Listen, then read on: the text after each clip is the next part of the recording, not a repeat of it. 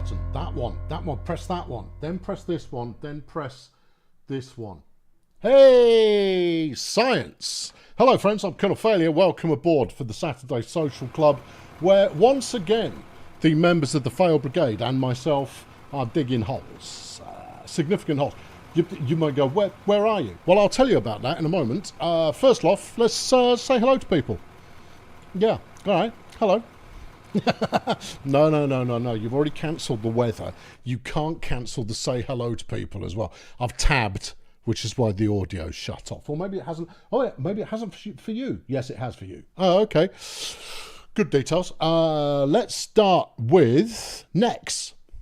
Good. Hello, Nex. Followed by Hoosie and Mr. B and Mike and Mobius Flight and Techie and Black and Sky and Captain Blix and Tim and Jones and Sterloin, Ims Avail, along with Blaster and Rusty IT Nerd and Wolfgang and Gasman and Sophie and Rod, Stone Steak and Lixwolf and Collyfields and Yorkshire Phaser and Off the Rails and Petey. The Quiltless and Joey and Hypo Centre, Major High Drama and Get Out of the Way of Scent before he runs you over. There we go. Right. Yeah, super. Liam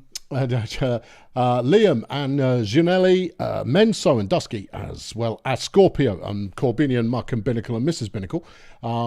Hello Squared, I saw before I scrolled. And then Richard and Mike and Desert Fox, along with 24 Rogue and Gallifrey and Wren, Julius Hardware, Victor, the Eutectic Point, Wilf, Average John, Spectacular Movements. We all enjoy those. Stephen, there, that's an E, not an A. Mitch and Motherfig Hexacon, who's in the house somewhere. Synesthesia, who's also, no, is Synesthesia into, no, sociopaths in Synesthesia, not so much. Reese and Richard and Eric and Matthew, Pete, SB, Hatchie, Excalibrate, Gordon and Budget Comment and Blake and Madcat and Mark. Ivan and Roadhog and Marcus and Tumas, Aaron and Indy Cosmic and Scott and Jaeger and Dopey Dalek and Diet and Mark and Snore and Havoc and Chris and Generator 314 and TC Boo. TC Boo, everyone do internet heart thing for TC Boo. TC Boo's done dubious back stupidity and needs some of that dubious heart.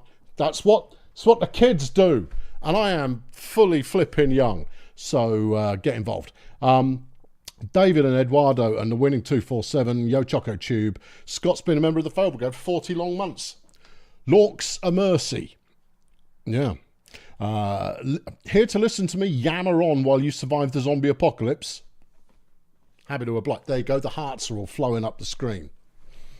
Excellent. Renee, Ricardo, Mkinator, and then we're into the hearts mode. Good. Lovely to have you all here. I will unmute my voice channel. All right. No, yeah. And that way, you see, they'll all have to keep it to a dull. See, that's the rules. In the Discord voice is if you want to. Only pop into my Discord voice channel if you want to talk to me or listen to the jabbering on in real time, which will be slightly ahead of the jabbering on the internet. It's all madness. Victor's been a member of the Fail Brigade 59 long months, which is too many long months. You're new here, but you were once upon a time and now you're confused. We're all confused, baby. We're all confused. Right, what's the caper? Right, up on yonder mountain, in fact, where Exia is right now, is the mine that I have been working on so far. Over there, where Daz and Sociopath are, is the road where it has been achieved so far. Here is the quarry. I made the quarry during the week because I don't want to waste your valuable time with me going exploring for stone. Basically, the stone exploration method is place a bunch of dynamite, blow it all up, and then dig a lot until you go, so any stone, and I found some, and now we're mining to it. So if we trot leisurely down the hole here, this is not stone, no, but that's rock right there. Why is this important? You would think it would be in abundance, but this is not Minecraft. No, this stuff is blasted rock, which can be crushed up and turned into gravel, which can be crushed up and turned into cement, which can be uncrushed up and turned into concrete. And with concrete, one can build the decks necessary to go down lower and reinforce your caves and all of that kind of bit. It's essential. It's essential for progress. Anyway, our first piece of work today, Hexacon needs rights to be able to purchase things. Hold on, players. Hex is currently just an operator. Let's make Hex a mechanic. There you go, Hex. You can now buy things that you see fit to purchase. That's a happy bounce going on there. I like it. Communicating through the medium of dance is always invited. Anyway, we're a bit short on cash, so I'm going to make us a bit less short on cash right about now. Okay, sell some of the stuff up here. No. It's okay. I've got this amount of gold, which was quite nice. I've also got this amount of diamonds, and then I've got this amount of copper. I got 4,000 rubies and 300 diamonds if you want. That's going to be even more monies. So we're not short on cash. No, we're going to be able to afford all the equipment we need in order for today's caper to proceed. First part of today's caper is build a road from just below here, so about here, over to where Sociopath and Daz are at the moment. So it's a straight line shot. Now that's what I'm going to be working on. Anybody who wants to work on it with me is of course more than welcome. I will need a Johnny Shoveler and probably a Captain Bulldozer, unless we use dynamite, of course. I've got Draymite, that's no good. I need dynamite. TNT's ideal. I've got enough to get us started. So what I'm thinking is black. Well, see, look, there we go. We've got the Hammer team in action already, and I'll follow Hammer team, Axe team already. And then I'll buy a bulldozer to hopefully flatten this out. Although we'll also need a Johnny Shoveler to make that work. There you go. This is going to be a relatively easy shot. We should be able to do it quite quickly, I would imagine. I'm going to do an almighty fire in a hole in a moment, though. This is going to be a good ridge side ripple explosion. That's what they call it in the industry. Yeah. Pretty sure it is anyway. Yeah, I mean I had 29. I've placed 15. Oh, this will either be flipping spectacular or it'll be a squib of the damp variety. So there we go. Yeah, you've seen Civil Engineer plays, right? Doing his very clever city skyline stuff. But have you ever seen him do any actual civil engineering? He talks a big game about knowing where things go and having necessary equipment. Nah, see, I think he's full of hot air. Hold on. Stand clear of the roots. I mean, it could get quite exciting. Anyway, fire in the hole.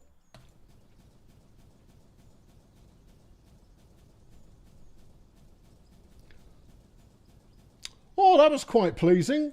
Ultimately not particularly effective, but quite pleasing. Let's airdrop in a bulldozer over here, and maybe that'll be successful. Which bulldozer should we get? Why don't we buy the really good one? That would be excessive. Thanks. Yeah, no, I didn't even need to think about that. Just bought the really big one. Right. Okay. Here we go. Bang, bang, bong, bing, wallop. Right, airdrop coming in of AKA the big lad. Flipping areas. And obviously I get... Oh, hello, I'm home. Right. Okay, there's Daz in the old smoothing gun there. Super job. Right. And then let's get this blade pointed somewhere. Did I hear mention of a fuel truck last week? Because we could probably do with one. Yeah, I'm gonna pick it up. Thank you. Don't forget to buy the GPS for the bulldozer. There's a GPS for the bulldozer? Yeah, in equipment there is a GPS. You just put it on. Oh no! And I'm loving the sound of it, but we're going to manufacture our own equipment. I'm not entirely sure if we're able to make a GPS or not. but we should be able to, and we'll manufacture our own. I appear to be digging a little bit downhill here. Fortunately, I've got the smoothing gun behind me, who doubtless will correct the not completely straight nature of this bulldozing. Right, there you go. Keep going. Oh, this road building's easy. I don't know what you people were mucking about with last week. This is a doddle. Ah, no, this is no sweat at all. Although I could do my blades a little bit lower again. Obviously, this is not the flattest road ever. But we're shoving it around and making it pay for the crimes it is clearly responsible for. Anybody else need any hardware? The bank account is open. A second loader or dozer would go amiss on top of the quarry. A second what? A second dozer? Loader. Oh, a second loader. Yeah, yeah. You can take one of the loaders from the mining camp up here, unless you want two of them up here. Well, we don't need them at the moment. If you fancied a bit of off-road driving, that could be quite a good challenge. You could wait until I do it, and then that would be quite an immense challenge. I'm making a sorter up here. There you go. Oh, it's lovely. The only thing I haven't been able to work out, because I haven't tried yet, is how do you have a triggerable loading system for trucks? So if I'm using the chute, for example, and I've got a full silo full of precious things that I want to transport by truck, pull the truck up underneath it, and then how do I get that to deploy on demand as opposed to always on? Thank you, Soz. Yeah, I mean, you can power it off, but that involves getting out of the truck or having someone else to operate the power handle. Don't think we've automated that bit yet. No. You know, you need like a pressure release pad switch doodah or similar. Do you know what will be easier? Oh, Going the other way. now we got a coal plant finally. Yes. Depending on how that works, I'd quite like to have one central power plant from where everything else gets its power.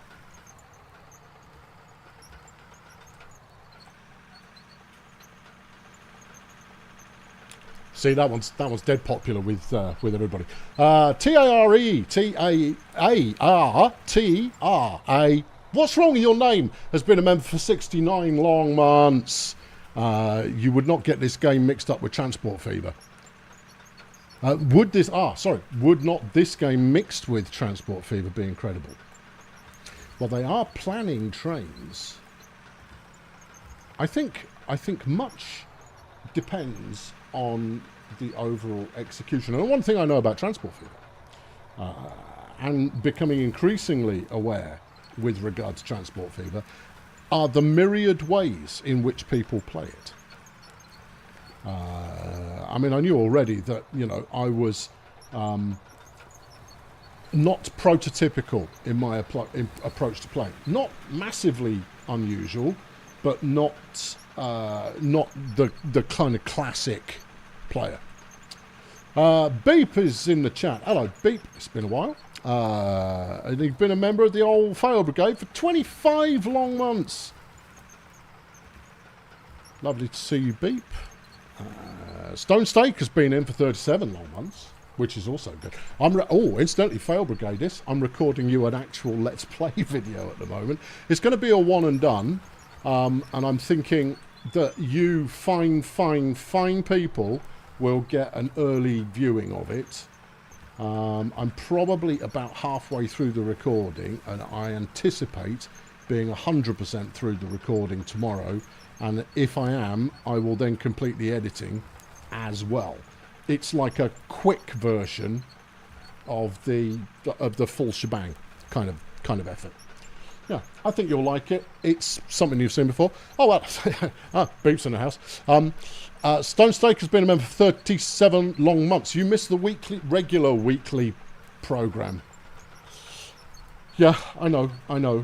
Me too. I miss doing it. I'm not going to lie. It keeps you grounded to keep throwing stuff out. But I'll be completely honest with you. I am so up to my eyeballs with a game called Transport Fever 3 that my appetite for Transport Fever 2 has somewhat waned by 98%. So I've got to persuade myself. Hold on, have we got? Yes, we do. So I need to persuade myself to just do the finale grand. Yeah, and that will be sublime. Obviously, once the new game is out, you'll be able to witness yours truly minus about 15% of off topic. Well, minus probably a lot more of that than off topic. When I'm handling it on a regular basis, so that'll be fun. Lixwolf's been around for 23 long months. You're almost at the 2-year mark, and it was worth almost every second. The only seconds it wasn't worth were some of them. And Beep slung a ton in the bucket. Thank you, Beep, much appreciated. It's been a minute or two since you've stopped by, and you're also longer on Patreon. I wish I could combine the two, you know. Wish I could combine the two. Much appreciated, Beep. You are a gentleman, a scholar, and a fine appreciator of internet verbosity. Yeah. There you go. Right, super, lovely. Yeah. I need a smoothing gun and someone with a shovel to come and make less of a dog's dinner of that, but it's sort of going the right way. It's brown anyway. That's certainly helped. That's making all the difference in the world to me. And anyone who says I'm making more of a mess than a moving it forwards is right. There you go. Yeah, just keep shuffling it. You know what would be nice on this? What's that? If you could lock it into just moving the blade up and down, the angulature tilt, I'm all about that. It sounds great, but I don't need it. And that level of precision on the mouse is really tricky. Maybe not for you, but you're obviously very clever. Shift and mouse, no, it's shift and move the flipping mouse up and down.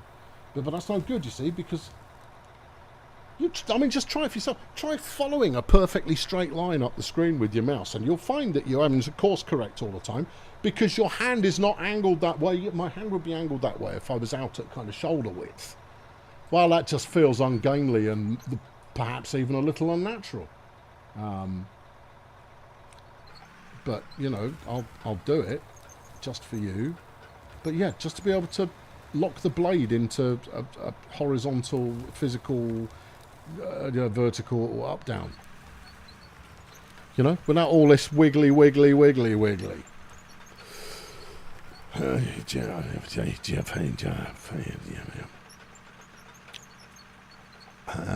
Transport Fever 3 is going to kick some serious butt. That's the hope. Well, speaking from the other side of the fence, yes, that is the hope. Yeah, I can't tell you anything. I can't even tell you that. Oh, yeah. There was something I was going to tell you there, but I can't tell you that. I can't even tell you why I can't tell you that. Oh, I can tell you things after they've been told publicly. Once they've been told publicly, I'm allowed to reiterate and expand on those themes. But I'm not allowed to do that until they've been announced publicly. And you know whose rule that is? It's mine. It's my rule. I came up with that rule. It's not an unreasonable and or particularly clever rule, but it's a good one. Having some discipline vis-a-vis talking points. Yeah. Yeah. What you won't get is you won't get any exclusives on this channel. You won't get any Kernel Failure exclusively reveals about the new game from Urban Games. No, you won't get any of that. What you might do is you might get a little bit of extra colour. But what you won't get is anything that hasn't already been announced / discussed elsewhere. There you go. Good. I think you escaped from that with your shirt on. Certainly appears that way. You recently bought Bannerlord and loving it to bits. Bannerlord's fabulous. It's fabulous. And you know what? I really want to play it again. And that's a very good place to be, given that when the expansion rolls around, we will be back for a new season. Now, whether or not we manage to go the full length of a full dynasty, don't know. Don't get your hopes up. But we'll certainly hang in there for a bit as soon as the expansion is G2G. Am I worried about slipping up and letting something out about TF3 before the right time? No. No. So, several of you will be aware already that I am, in the real world, a bit of a sweary Mary. And if you were to ask my children the first time they encounter it, they'd go, he's not a bit of a sweary Mary. He curses like a flipping navvy. Yeah, I use a lot of really technical, frustrated language in my day-to-day existence. And yet, here I am on a stream, and I am able to talk without using 100% of my brainstem, without swearing at all. In fact, the most public bit of accidental swearing ever was a spoonerism.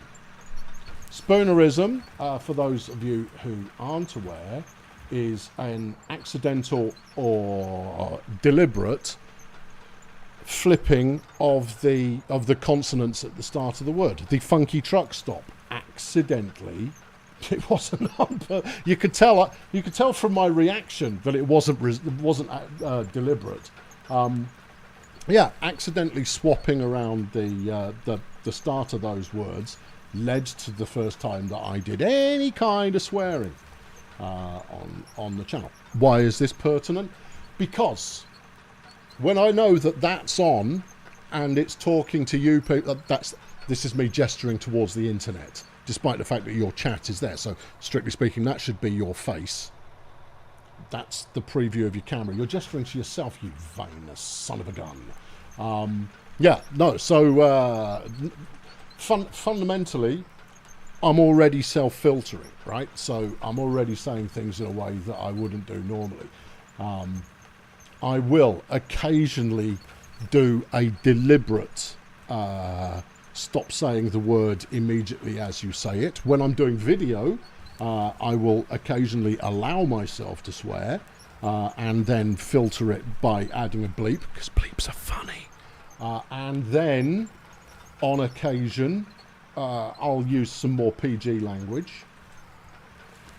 But all of that's going through mental filtering. And with information you should and shouldn't have, it's the same principle, right? So I know tons of things about the new game. No, I know everything about the new game. Oh yeah, and it doesn't bother me that I may or may not talk about it because of that inbuilt discipline. Practice? No, not inbuilt. Practiced discipline. That's what it was. Yeah, I've been doing this for long enough that it's practice discipline. Can I guarantee I won't accidentally leak something I shouldn't? Can't make that guarantee. It could happen, right? But it's really unlikely. I would have to be caught off guard. I mean, doing this, I'm juggling three kind of. I needed to mime. Any chance of a second dozer? Yeah. Get a cheap one, like 800k. Yeah, don't spend more than like 800 grand on one. We don't want to burn through the entire budget in one hit. There is another dozer on the road crew somewhere. We've got another one. Anyway, I need to catch up. Yeah, so I'm juggling multiple balls at the same time. Why Am I Here has slung £2 in the bucket to say that this is better than the state of most UK roads. And I promise you that's as political as we're going to get today. can't make that kind of promise. I can't. Because everything's politics. Everything is political. If you state an opinion on anything, it's political. So doing this caper, right, there are multiple balls being juggled at the same time. Now, I set up a rule for myself when I first started streaming, was no dead air was the rule. Unless it is for dramatic purposes. What does that mean? It means keep talking. The number of streamers I've seen who would just sit there, barely moving, not saying anything, playing a game, and you just kind of go, have you considered that this may not actually be all that entertaining? And you're asking people to watch you do this and perhaps engage with what you're doing. I did refer to a microwave as effing magic. It's true, but you know what? That's funny. I did, yeah. And actually, I couldn't stop myself. That one got stopped on the way to the circus, and I just let it. I let it through all the gates. Kind of go like, that's a word you shouldn't use. And it kind of goes, good though, isn't it? There you go. Yeah, but you shouldn't. Doesn't care. It's already slipped past the waypoint. Going, nice. That's just a really good thing to say. And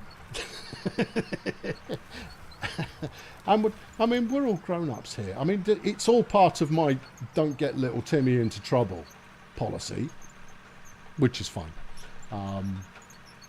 Along with, differentiate yourself from others by keeping it clean. Interestingly enough, though, since YouTube got a little bit more conservative, a little bit more small key to see conservative, a little bit more conservative with regards to what they would allow on the channel in order to not hack off advertisers. The number of channels who were previously, oh, look at me, I'm so tough, I'm swearing at everything, all of a sudden clean their language up. And you kind of go, oh, are you still tough now that you can't use all your big tough words? So, multiple balls being juggled. Yeah, I'm still on the same tangent. I'm not really improving this much. No, I think you are. And what we need is someone with the vibro ding-dong to do a vibro run. I think we've already got enough road here to link the two up. Almost certainly. So, part one, ball number one, is gameplay. You've got to keep the game moving. These games are absolutely perfect for my patter because there's a lot of repeated action, and sometimes when you're driving from point A to B, all you really need is just to hold W down, like I am doing now. Yeah, this is coming along all right. It needs to be a little bit flatter. There needs to be a little bit more surface over there, but that's coming along. Yeah, so that's ball number one. Ball number two, keep half an eye on the chat, would you? You've missed someone becoming a member, and that scrolled off the screen because you were doing something else with your brain. I'll get to it. I saw it, and therefore I'll scroll up. Wolfgang's stuck a couple of shekels in the bucket. Yeah, I'll give that a look as well in a sec. I'll get to it. Don't worry. It's all right. It's there. I just want to see, and now what I'm doing. See, now I'm deconstructing the art of being a fine streaming technician of an educational, entertaining version. What? Yeah, I'm trying to get the gameplay to a point. See, so I've dialed up. I've got like an extra 10% on my gameplay brain at the moment because I'm trying to make a bit of progress. And then I can turn it, once I've got this established. Why am I going sideways? That doesn't feel like a move that I was intending to do. There's another flipping bulldozer there. Seems like double the bull. You know, we just need a flattener. Go and get the vibro smoothing gun. That would do the job. That's the you do as you like, Sent. I know you're listening on Discord. Let's tick this box off. So I'm paying attention to what you're saying, and Hotel Kilo Actual has become a member of the Fail Brigade. Which, I mean, you've chosen a really interesting time to do so. Saturday. I don't know what's happening over there, but it doesn't look healthy. No, welcome aboard. Good to have you with us.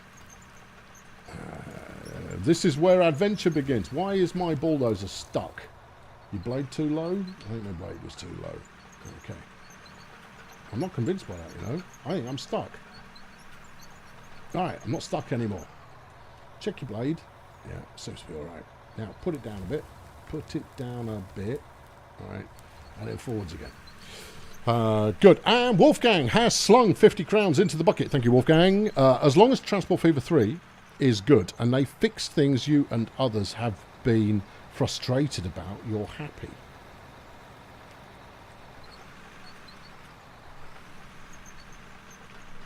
That's a tricky one. That's a tricky one. Obviously, I can't comment with any level of detail. Where can you comment? I can actually comment somewhat on that notion. And the notion is what players who have already played the game are asking for versus is it going to expand the audience of the game and or get it closer to the game it's supposed to be or it's trying to be or where it's going to go. Removing areas of frustration, sure. Absolutely. You should always remove friction wherever possible. But it's so obvious. Why didn't you do this? Because it's only obvious to you, dude. And maybe it's obvious to you and everybody else who talks about these things on the internet. Not necessarily is it the right move for this game, or is it believed to be the right move for this game at this time. It's a tricky one. It's a really difficult balancing act. If you end up doing exactly what your existing fans want you to do, and the reason that other people didn't become fans is because of other reasons, well, you're definitely not going to convert them with your new version. So you've got to balance twixt one and other. Twixt. Yeah. So, okay, so ball number one is the gameplay, right? Ball number two is the chat and keeping up with what's going on in the chat. And making sure that you glance over at least once every 30 seconds or so to make sure there's not a new prevailing conversation going on that you could be part of, or someone's asked an interesting question, or a fight's broken out and you have to go, hey, pack that in, because Skip's not here this evening. No, Skip's off at a family wedding this weekend. Oh, congrats. Yeah, it's good for Skip. This will be the weekend that it all breaks, that everyone starts, throwing things at each other in a metaphysical fashion in the chat of a YouTube live stream. And I'll be like, oh no, what will I do? And then I'll have to go over and click one or two buttons and that'll sort that out. Yeah. I've got great moderators. My moderators are great. And they're going to go, I do such a good job for him. Because, I've been a community manager for 30 odd years. And as such, I know exactly what makes a good community manager. And as a result, I kind of attract people who don't tend to get into that much bother in the first place, thereby meaning that I don't need moderators. So the moderation job many of them are doing is I'll go, oh, could you bang that link up for me? And I go, yeah, fine. And once in a blue moon, someone will need to sit on the naughty step in Discord. And that's about the size of it. Yeah. Oh, hold on. Janelle's kicking off. There you go. So, yeah, these balls, they're in the air. And the last one is, I do a story tell, right? And, that's my secret cheese, is I'll pick a topic of conversation and then I'll jabber on about it for as long as it feels jabberable. Chill Bill's become a member of the Fail Brigade for about the 87th time. Bill is the hokey cokey Fail Brigade member. And I like it. Thanks, Bill. Good to have you back with us. Yeah, no, I much approve. Here you go, Sos. Do you want to go in the bulldozer? I like the sense of completion that you get from running the smoothing gun. Well, regardless, I'm jacking your smoothing gun, so get on board with the idea. It's a pity we're doing all this at night. So yeah, yeah, tell a story. So quite often I'll pick up on a topic from the chat, and then I'll just run with it for a bit, and people might throw in something else, and that will contribute to the overall narrative and that kind of thing. Second ad interruption. Well, you see, okay, it's my doing this week. I'm not going to wholly blame YouTube. YouTube said we've got a new method of inserting ads that won't upset your users. Would you mind if we switch it on?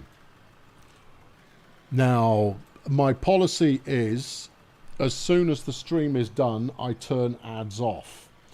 And here's the downside. If I don't leave monetization turned on, then you nice people who want to throw a couple of quid in the bucket can't.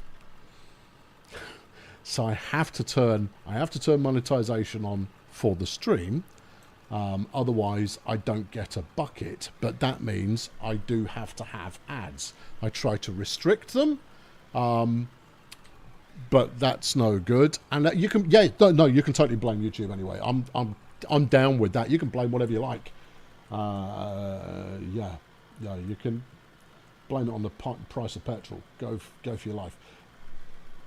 So I have to have monetization turned on. They said we've got an unobtrusive way of inserting ads that puts them side by side with your video. And I went, I'm not sure that's a good thing. But we won't interrupt people. Yeah, all right, you can try it. So I switched it on. And we're doing the kind of testing I like to describe as push the button and see if anybody screams. We can consider that a partial scream. Sent, if you've got your ears on, do you want to shove that over the edge of this cliff edge bit here so we've got a little bit more height to play with? Will do. Thank you. I think I've found a way to do the shoot thing, and I'm not gonna like it. You do what with what now? Have shoots loaded in the dump trucks and bring them down. Okay. But I'm not going to like it.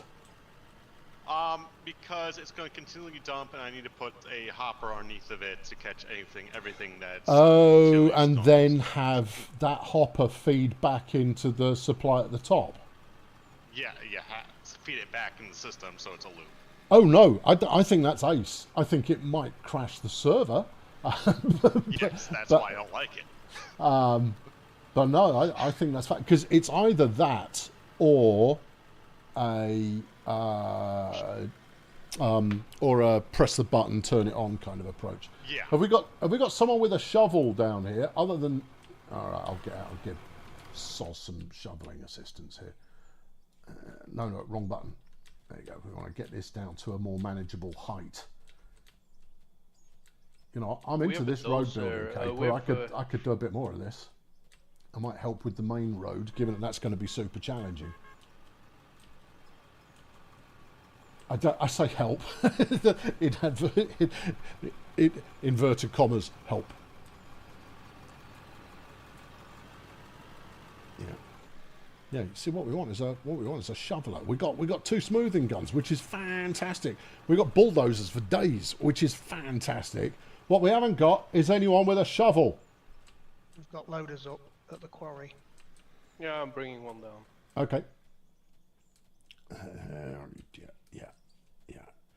Because then we can shovel bits from one place to another, and we've got the machinery to then smooth it on out. There you go. There's Sociopath driving it like he hates it, which is absolutely perfect.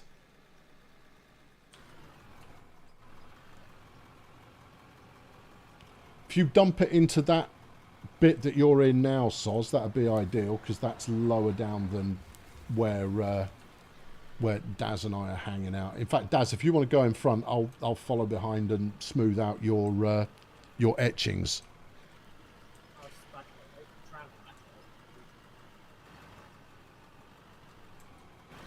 Oh, fast way to take down a tree. Just drive something over it. Ah, lovely.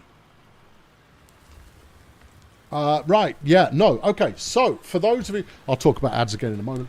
For those of you late joining for today's episode, here's what's occurring. In between last week and this, I went off on an exploratory mission and found stone. Stone being fairly essential to the operation, as it can be ground down into gravel, which can subsequently be turned into cement, which can consequently be turned into concrete. Concrete which can then be used to create nice, perfect rampage within your mines, while at the same time being used to shore up the edges and roofs to ensure they don't collapse all over your face and things. It's not that funny. And yeah, so that's why stone was important. Anyway, I went and found some, and I dug an initial quarry. The quarry is there. You see those two silos just up there? See, if I pointed that way, I'd actually be pointing at them. But I'm not actually pointing at people can understand. They're sophisticated. Yeah, that's where the quarry is. So right now, we are building this road here. Many of us with many pieces of hardware are building this road, which will connect up with the main road that the team were building last week. In order to have roads, and then we will be able to get quarrying operations going with the processing thereof happening in town, which was the original and nay the existing continuing plan. Thank you very much for coming to my TED talk. Yeah, so that's what we're working on right now. I'm running the smoothing gun. Everybody else is running some yellow piece of machinery that's covered in gunk, which is wicked. Yeah. Good. Right. And then ads. Yes. So ads are turned on right now. After the stream ends, I have to wait about 12 hours for the stream to complete its processing. You can usually get the video on demand earlier than that, but it needs a full 12 hours to process to the point that it can be edited. Now, I don't actually need to edit, but in order for me to turn all advertising off, I have to switch the monetization off, which can only happen about 12 hours later, at which point there are no longer any ads. Why do I turn the monetization off? Because ads are bad, and I accept donations which I use to offset any revenue that may have been earned from ads. So you generous souls who chuck anything in the bucket are fundamentally helping to adless the situation. Thank you very much. That's the full story on that one. Do you need more topsoil down there, Soz? Is that the thinking? That's needed some more, yeah. Okay. It's an absolute turtle. What's my ambition to end game? The ambition to end game. I'm thinking 2 more streams. 2 more after this one. And the goal will be having a fully automated and set up town, or partially automated, with a machine shop for upgrading trucks and the like, processing all the materials that we're hauling out of wherever. Those materials are being hauled out at quite the rate before being transported down the road to get to the town in order to be processed. So we'll have an ongoing kind of trucking enterprise, and the bank balance will be somewhere in the $100 million mark. You might go, oh, that sounds a bit far-fetched. No, it's going to be really, really simple. It's not going to take very long to hit that level of earning at all. Because right now, all of this, there's what, 1, 2, 3, 4, 5, there's 5 of us here working on this road. None of us are earning anything in doing this. And once we're all digging or transporting or the other thing that's happening at the end of it, smeltering, manufacturing, industrializing, processing, or processing, then we'll actually be earning money. So that's the thing. I'd quite happily have an end goal of pick a mountain, flatten it, take it down to ground level. We're going to mine everything out of that so we can do the video of, we wanted to see how much this mountain was worth. This would be a video that got an awful lot of views. You want a good, let's say, 250,000+ views. Get yourself a server for a game like this, get about 15, 20 of you. We took out this mountain in this game and sold it. This is what it was worth. Huh? You'd watch that. You'd certainly go, oh, that sounds intriguing enough. I will click on this video and see if it's any good. You now have approximately 30 seconds to achieve my attention, where I stick with you for 2 minutes before you will have had to then secondarily held my attention to make sure that I actually want to sit with this for the duration of, how long is it? Hour and a half? Oh, it better be good. You've got to be good every 5 minutes, otherwise I'm out of here and going somewhere else. You lose me for 5 minutes, son, and I'm off. So, bring your A game. There you go. That'll be a cracking video. If you manage to achieve it, if you manage to hit gold with that, 3 million views. No trouble. You managed to do pretty well. 200,000. What defines pretty well? You don't hold people's attention for the duration. Yeah. Now you see, that's where my modicum of success has come from on this here platform. Up until I stopped doing stuff. Once I stopped doing stuff, my momentum evaporated with it. Too much navel gazing on my part, and not enough. Well, go and do that then. Yeah, that's what it takes. I'm into, well, go do that then mode now. I've got so many different projects on the go. I'm hoping to have one video out this week and another one, all the material recorded. So we'll see. Because I've got the week off, but I do have to find somewhere new to live. So there's that. Yeah, what were you talking about? Oh yeah, no, my modicum of success that I've had so far has been on this lackadaisical, haphazard, bounce around sense of fun, not taking it too seriously, don't repeat yourself too often, get past doing just play-by-play describing what it is that you're doing, and bounce along with a pleasing rhythmic cadence and breadth of vocabulary that keeps people engaged. Having a deaf cat certainly doesn't hurt. And that keeps people watching a little bit longer. That's good for you people who've already chosen to stick around. But for those who have yet to get on board, see, I looked at the cat and then I drove off road. It's just as well I didn't run over a sociopath, really. Yeah. You have to flatten that now. There's conversation going on. What's that all about? Can we do Colonel Plays War Thunder? No. No, we can't. Why? Show me your thinking. See, I suspect your thinking's going to be, well, I like War Thunder, and I quite like your haphazard approach to things, and therefore I think it might be quite a fun matchup. But you see, it's only real psychos who play a free-to-play combat game on the internet, because you're full of really unpleasant people.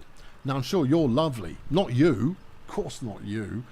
I'm talking just about everybody else, and that could be a World of Tank, that could be a League of Legend, that could be a free version of Holy Mackerel. No, that could be like a Counter-Strike or anything like that. It's full of really, really awful people and children.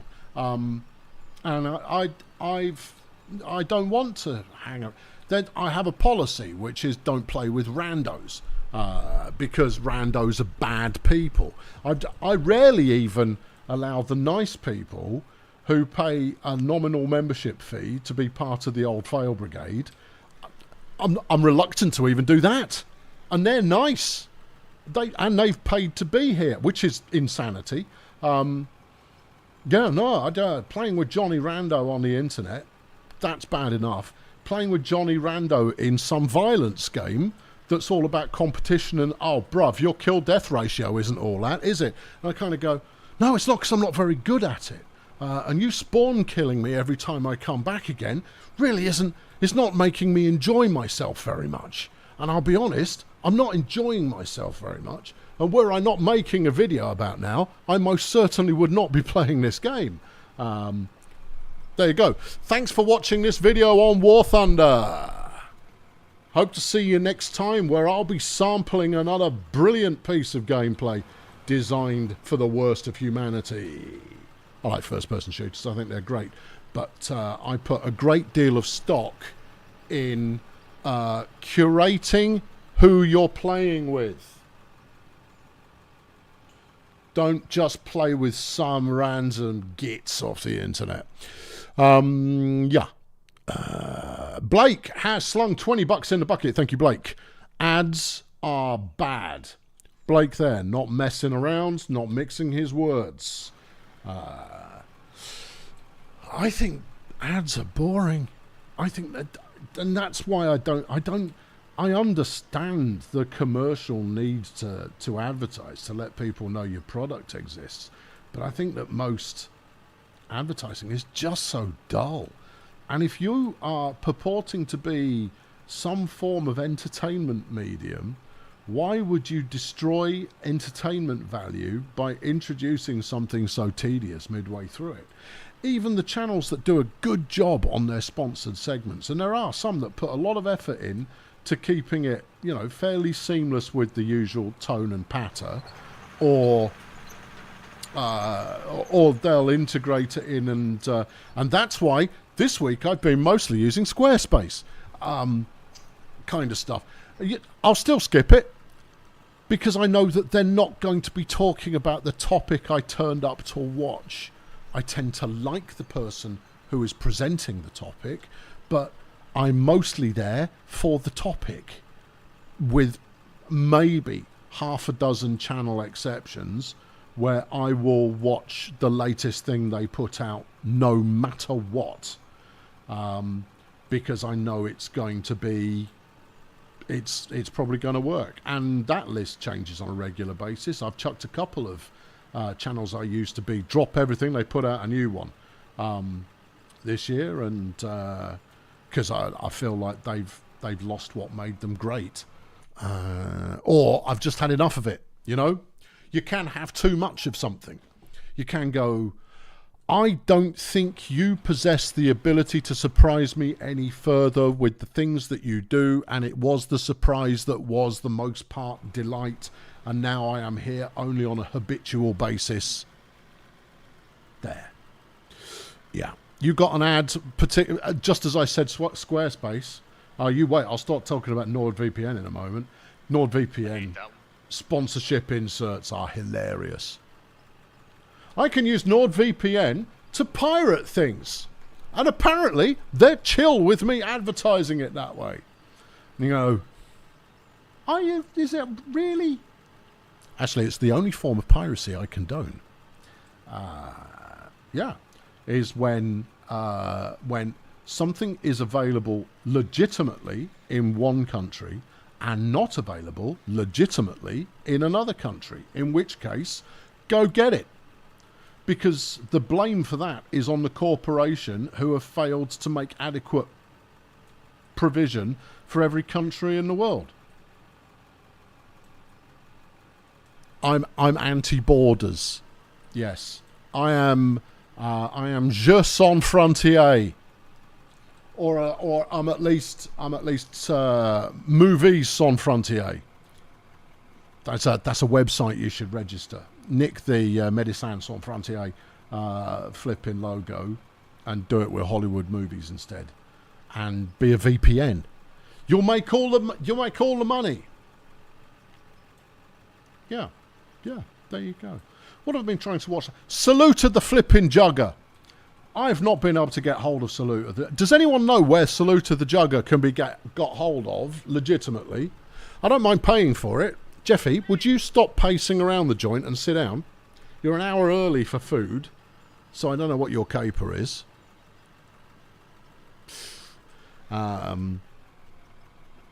Yeah, That's not political.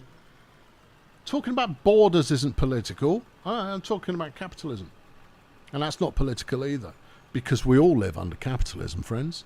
Otherwise we wouldn't be here watching this joyous piece of entertainment. Yeah, and I wouldn't have a tip bucket. I'd be doing it for free just out of the love of it. Yeah, right. So, it's not political. That's talking about life. Yes, I can't get hold of Salute of the Jugger flipping anywhere. What's the other one that you want that you can't get? Oh, Pump Up the Volume. I wanted to get Pump Up the Volume on Prime, right? That's where my video library lives these days. On flipping Amazon. Oh, you're taking your life in your hands there, son. Well, you're taking your video library in your hands, certainly. But The Blood of Heroes. Yes, that's the ultimate name. Alternative name. In this country, Salute of the Jugger. Blood of Heroes was what it was called in America for the same reason as it's the Sorcerer's Stone rather than Philosopher's Stone in the US. Now, this is not a reflection of the US population. Rather, it is a reflection of movie executives who don't think that the US population would understand the title, would be confused by it. And you kind of go, but this is the title we're using everywhere else in the world. Are you saying that the educational standards of everyone in your country is so low that they would not go to see the movie because they don't understand Philosopher's Stone versus Sorcerer's Stone? I mean, I'm sure in smaller parts of Africa they were probably managing to cope with that, where they're lucky if they get a flipping primary education. I'm generalising, right, to make a point. It's got nothing to do with the population. It's got everything to do with movie execs. Isn't a Philosopher's Stone different than the other one? The philosophers versus sorcerers. No, it's the same thing. Yes. Or rather, it is the same thing. It was just renamed for the American audience. In fact, probably wasn't even the movie execs. It was probably the book publishers who said, "Oh, you're going to need to give it." I don't know what the book was published under in the States. I digress, but that's why Salute of the Jugger is called The Blood of Heroes in the US. Because people are going to go, what the heck is a jugger? And you kind of go, but that's what you want to find out. What is a jugger? What indeed? Yeah, madness. Yeah. Enemy of the state that you bought on Amazon last night because you thought you had it. Gene Hackman, Will Smith, Enemy of the State. Tony Scott movie. I thought the first kind of first three quarters of that movie were pretty good. Before Gene Hackman's secret tinfoil hat gaff was destroyed because it got rumbled. The problem with that movie is that it's Tony Scott. I mean, I don't speak ill of Tony Scott. Tony Scott has made some absolute bangers of movies. But Tony Scott is not one for subtlety and nuance. For you, Salute to the Juggers on Stars. Well, Stars is part of Prime, or they certainly sell their wares through Prime.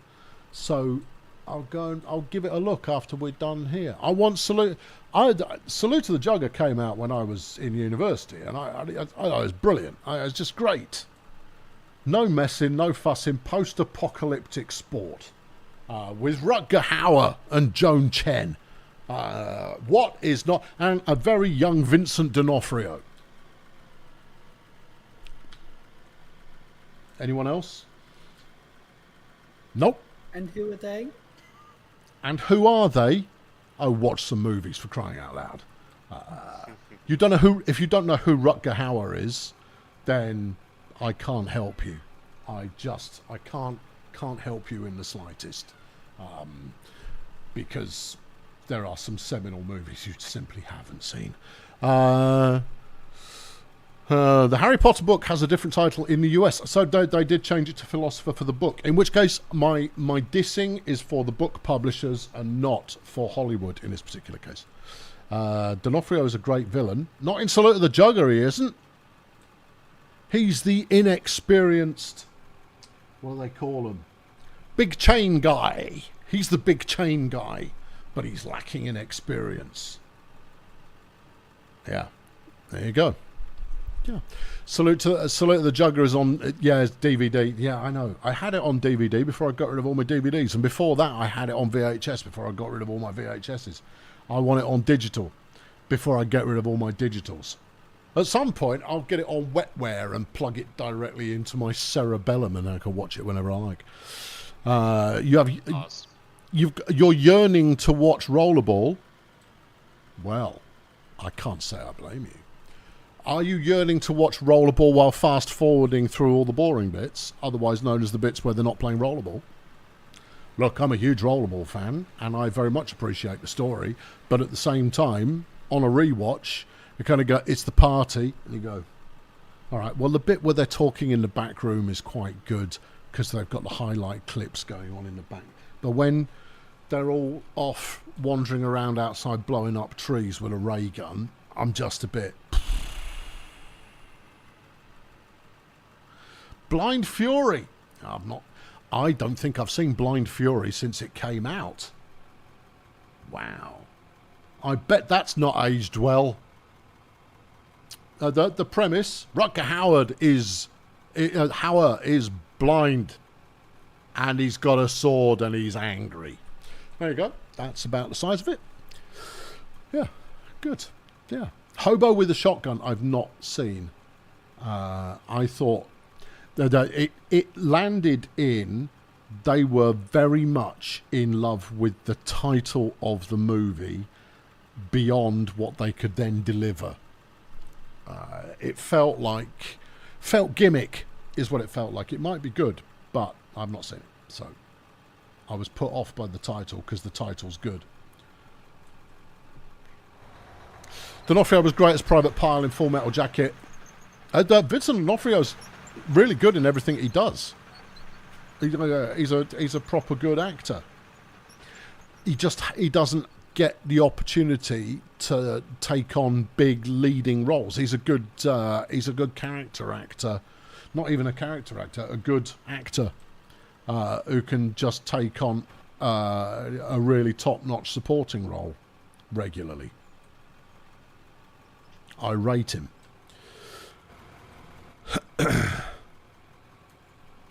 You're going to watch Cobra? Oh my god. I remember Cobra being bad. I mean, proper bad. And I saw it on video that we got from the video van in the 1980s when it was new. Yeah.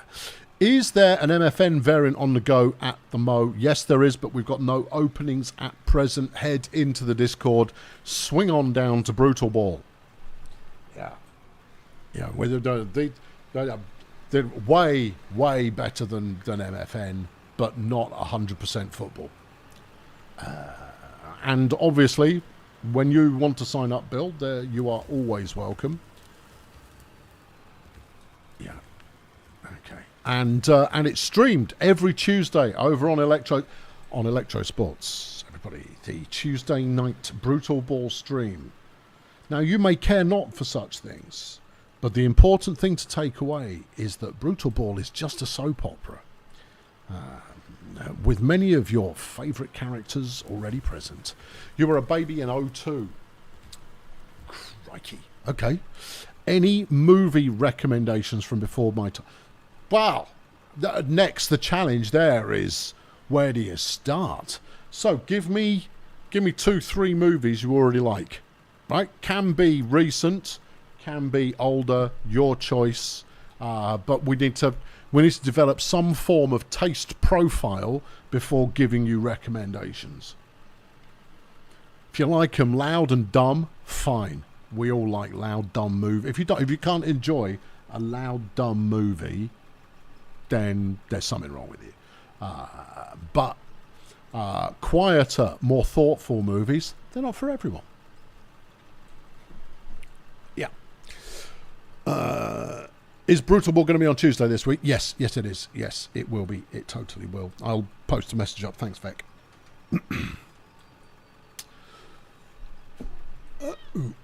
Men in Black. Men in Black is excellent. The first one's very good. The second one is... What's the hook with the second one?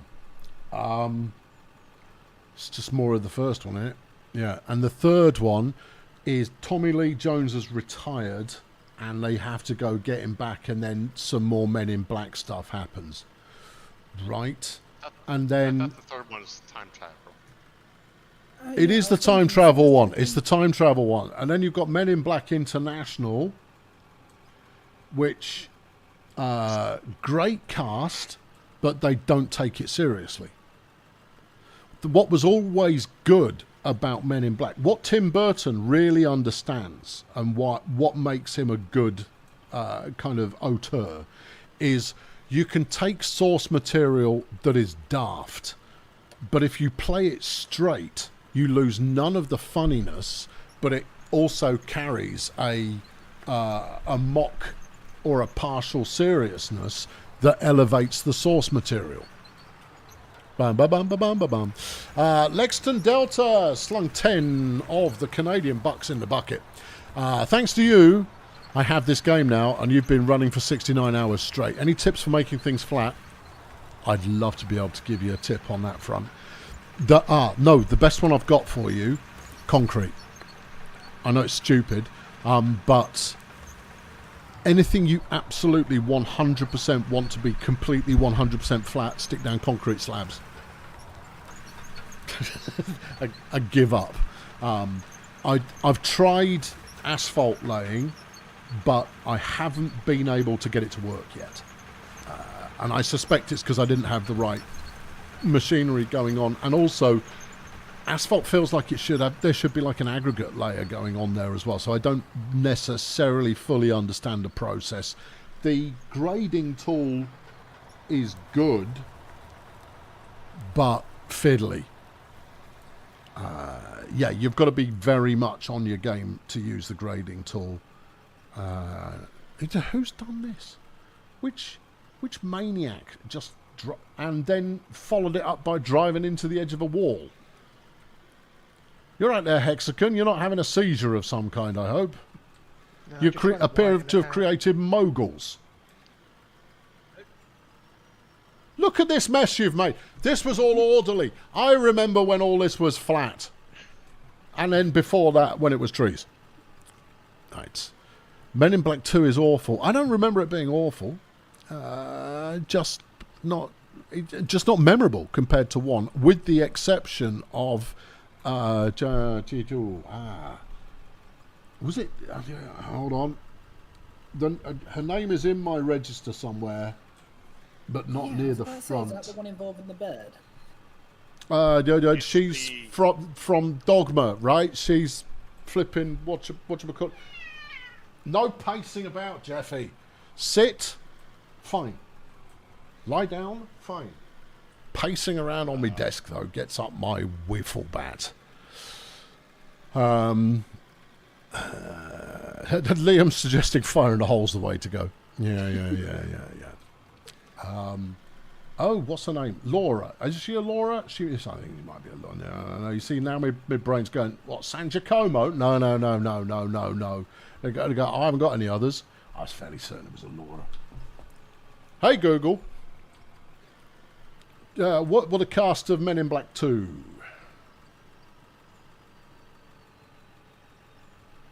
There you go. The main cast of Men in Black 2 includes Tommy Lee Jones as Agent K, Yeah. Will Smith as Agent J, Yeah. Laura Flynn Boyle as Selena, No, Johnny Knoxville as Scrad/Charlie, I remember Johnny Knoxville. Rosario Dawson as Laura Vasquez, Tony Shalhoub as Jack Jeeves, Uh-huh. and Rip Torn as Chief Zed. Huh. Well, maybe that's the third. Maybe it's the third one where the mortician becomes the morgue. No. I'm not thinking of Lara Flynn Boyle. 100% not thinking of Lara Flynn Boyle. I'm a massive Twin Peaks fan. I know who Lara Flynn Boyle is. That's just no, it's not her. No, I'm thinking of maybe I'm thinking of the third one. I'm probably thinking of the third one. Yeah. Good. Anyway, where's Nex? Nex will have come back with a couple of movies that Nex already likes, so that we can pick up on the thread of that particular conversation. We're not letting that go. Talking about movies, I'll do that all day. Mostly action or comedy, says Nex. Okay, in which case, Men in Black 1. Ta-da! That's a good action comedy. It's well done all the way through. You will not be disappointed. I mean, it depends how obvious it needs to be. Have you seen Ghostbusters? The original Ghostbusters? Because that's good. Ghostbusters 2 is pretty good by comparison. Not as good, but pretty good. Good baddies in the sequel. Underused Sigourney Weaver in both. But there it is. Red's a good suggestion. Red's a good movie. I enjoyed Red. Yes, 100% Red. Master and Commander. Master and Commander is an excellent movie, but we're looking for action comedy. Oh, Big Trouble in Little China. I know, that's I serious. flipping love Big Trouble in Little Serious China. action. But then I'm a big, John Carpenter fanboy, so I would do, wouldn't I? But also, it's great, and what's not to like? Stephen's chucked 10 Kiwi bucks in the bucket. Have some inferior New Zealand dollars. Thanks for the entertainment. Thank you, Stephen. Much appreciated. What about? As a suggestion, Harley Davidson and the Marlboro Man. Harley Davidson and the Marlboro Man is a terrible movie. Oh, it's really bad. It's got some good, really quotable moments in it. It's another one that I watched that with. No, I bought it. I bought it from one of those completely god awful movie clubs, and watched it when I was in my second year at university. And one of my mates decided to watch it over and over again. Not as often as he chose to watch No Cure for Cancer by Dennis Leary. He watched that movie, he watched that stand-up gig so often that I destroyed the tape, and it was my tape. When he was out one day, I murdered the tape because he must have watched it 50 or 60 times. But he used to watch Harley Davidson on the Marlboro Man on a regular basis. If you watch it now, you've got a bunch of vaguely fat blokes with big rubber trench coats with magic machine guns. It's a bit of a problem. But then you get Mickey Rourke and Don Johnson looking pretty good on motorbikes. That's the movie. That's all it is. Big fat motorbikes. Red Heat. I see, I've not seen Red Heat in ages. I remember the trailer very well, but I don't remember the movie as much. I'm sure it will be fine. Very few Arnold movies aren't at least worth the price of admission.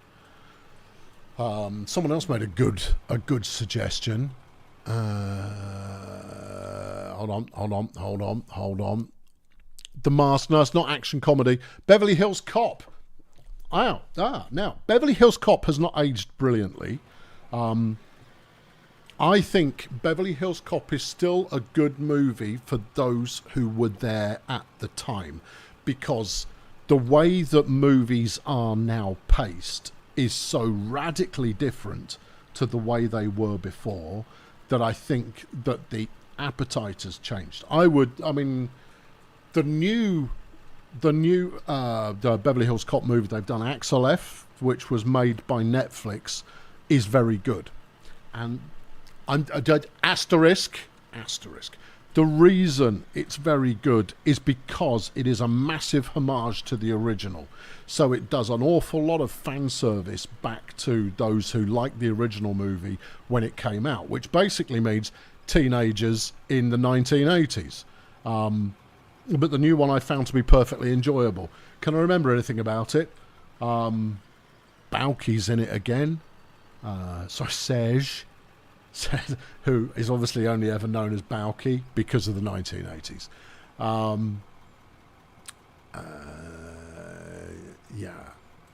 No, action, restrain yourselves to action comedy, people. If we venture into action/comedy, no, action comedy is where we're trying to reside. Good action comedy movies of the 20th century. There we go. True Lies, great suggestion.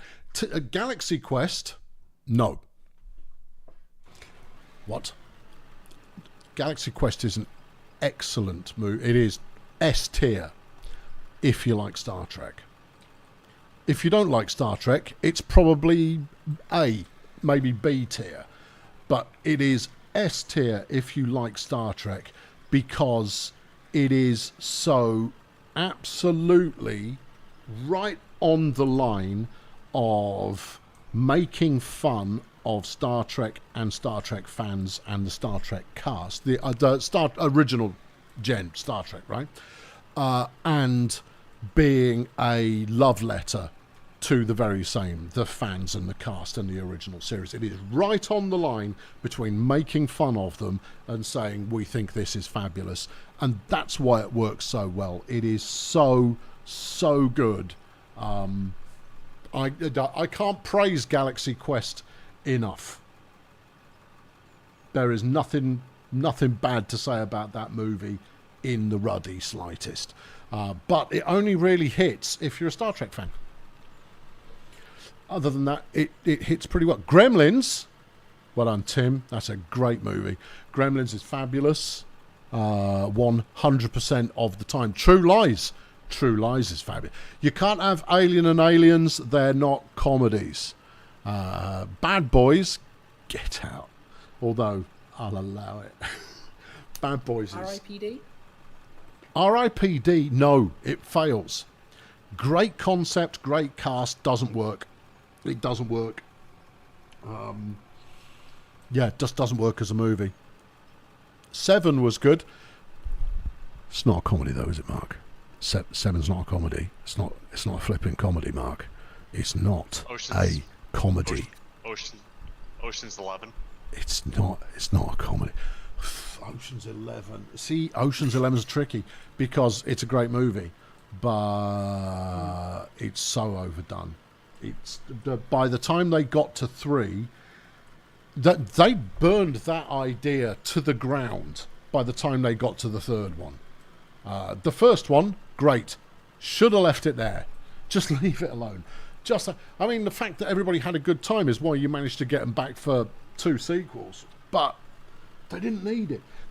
Arguably, the all-female Oceans movie, which they should have given a different title, I got no problem with gender reversing concepts that have already existed, but stop putting blinkers on and pretending like the old stuff doesn't already exist. Feel free to do it your own way, go your own path, but the old stuff still exists. You could have made a Danny Ocean's, in fact I think they did, didn't they, like Danny Ocean's cousin or something like that, but then you've instantly replicated all of the other members of the gang. I enjoyed that quite a lot. Great cast, pretty well done. But you don't need to set it in the same thing. Which one got it worst? Ghostbusters 16. I think Ghostbusters 16 could have worked. It could have worked. They had the right cast and the right director, but the script stunk. It was awful. Absolutely awful. The main problem that it had was in characterization. Now, if you think about the original Ghostbusters, you've got Venkman, who is a slacker schemer, massively charismatic, right? You've got you've got. See, I'm now unable to. You've got Stans. There you go. Ray, who is the true believer / super nerd, childlike enthusiasm for the whole thing, and then you've got Egon. Egon Spengler, And he is the expert nerd technologist, brains of the operation. And then you've got Zedmore, who is the outsider everyman. Okay, so they're your core four in there. And even though I may have struggled to completely remember the names first time, describing the characters, you might want to change up one word or the other in there somewhere. You might go, I would call them something. But even with those short descriptors, you go, yeah, right? Yeah, I mean, that's the character. Now try doing the same for Ghostbusters 16. And you can't do it. The good additions are Kate McKinnon as the techno engineering genius and fruitcake. Brilliant.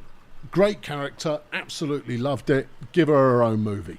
I also like Leslie Jones as the expert on all things New York. I think great character, a much better character in the role than Ernie Hudson as Zedmore. A much better no, there's nothing wrong with Ernie Hudson, but a much better character, a better defined character with a purpose. My only quibble is you can't have a black character be one of the science people, though, can you? And you go, way ho, and you're going to go, look, I'm not a massive wokeist. I am woke enough to be. I just don't preach about it. I said I wasn't going to get political. I'm not. I'm justifying, and the justification is, why not mix things up yet further? I mean, that's chickening out. But then you've got the two leads in oh, for crying out loud, Melissa McCarthy and Kristen Wiig, both of whom are really funny. They're really, really funny. And the director, I'm crap with names to say. No, you've got too many other things going wrong inside your bonds. The director knows how to work really well with Melissa McCarthy. Spy is very, very funny. Thief, the one where she's the identity thief, very funny. I mean, Jason Bateman is a great foil to Melissa McCarthy madness, and I get that she's a Marmite actress in the sense, or a Marmite comedian in the sense of you either find her funny or you don't. That's fine. I'm not suggesting she is a universally funny character. But they gave both Kristen Wiig and Melissa McCarthy the same character, and that character is ill-defined. And that's the main reason it doesn't work. Hemsworth is funnier than either of the two leads. And all Hemsworth is doing is playing a himbo. And he does it really well. But even then, he's like overblown dumb. The clever, funny stuff that is his are his headshots that he gives in as a CV. That's funny. Yeah. So it's disappointing because the writing's bad. I've got no issue with the concept, although trying to do it as a retcon of Ghostbusting beforehand, I think you could have done more with it had they been franchisees, and if you'd have dived into some Boss Babe idea and you'd made it teenage girls who had burnt their college funds on starting a Ghostbusters franchise on somewhere with no paranormal activity going on whatsoever, and I don't know, there's some scenarios that came out of that. I think the reboot done subsequently I thought was pretty good. I thought that was all right, and I thought the Frozen Ding Dong was all right as well. There you go. So that's me on Ghostbusters. Yeah, I'm not as anti. Yes, please proceed. I don't know. I was about to say. So I've been seeing in your chat circling through. I've been seeing the same sort of names 2 or 3 times. Hot Fuzz, Shaun of the Dead, World's End, Johnny English. One of these things is not like the others. Yeah, get Johnny English out of here. I mean, it's fine. I like Rowan Atkinson just fine, but that wouldn't sit on there. Okay, well, in order, you should watch The World's End, then you should watch Shaun of the Dead, and then you're ready for Hot Fuzz. Hot Fuzz is the king of the castle. It's absolutely brilliant. I saw it in the pictures, and the pacing of that movie is immaculate. Absolutely immaculate. It's like a downhill ski slope. It just... The pacing is so well done. Edgar Wright is a freaking... He gets it better than almost anybody else. Yeah, it's all Edgar Wright all the time, and of course Paddy Considine's in it as well. And Paddy Considine doesn't know how to do a bad movie. So there's that. Lock, Stock, Two Smoking Barrels. Good suggestion. I would go for Snatch instead. Yeah. Oh, hold on. How do I feel about the amazing Christmas movie Die Hard? Asked Lexus, having chucked. See, sorry, I went on a 15-minute rampage on Ghostbusters. How do I feel about Die Hard? It's great. Love Die Hard. Oh, now rank the Die Hard movies in order of excellence. Okay, 1.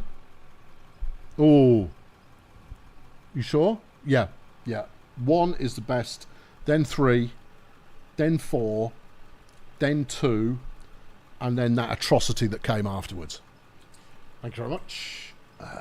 Yeah. Don't even watch 5. Don't even do it. Don't do it to yourself. 5 is completely flipping dreadful, and it is at the point where Bruce should have already given up working. Poor bugger.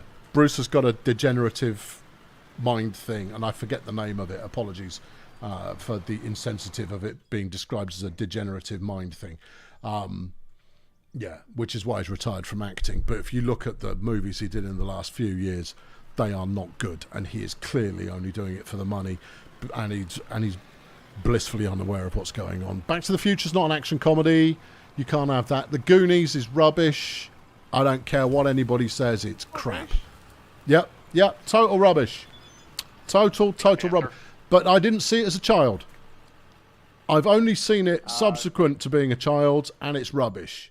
I didn't think it was going to be very good at the time, which is why I didn't see it, and I watched everything. I've only watched it since then, and it's rubbish.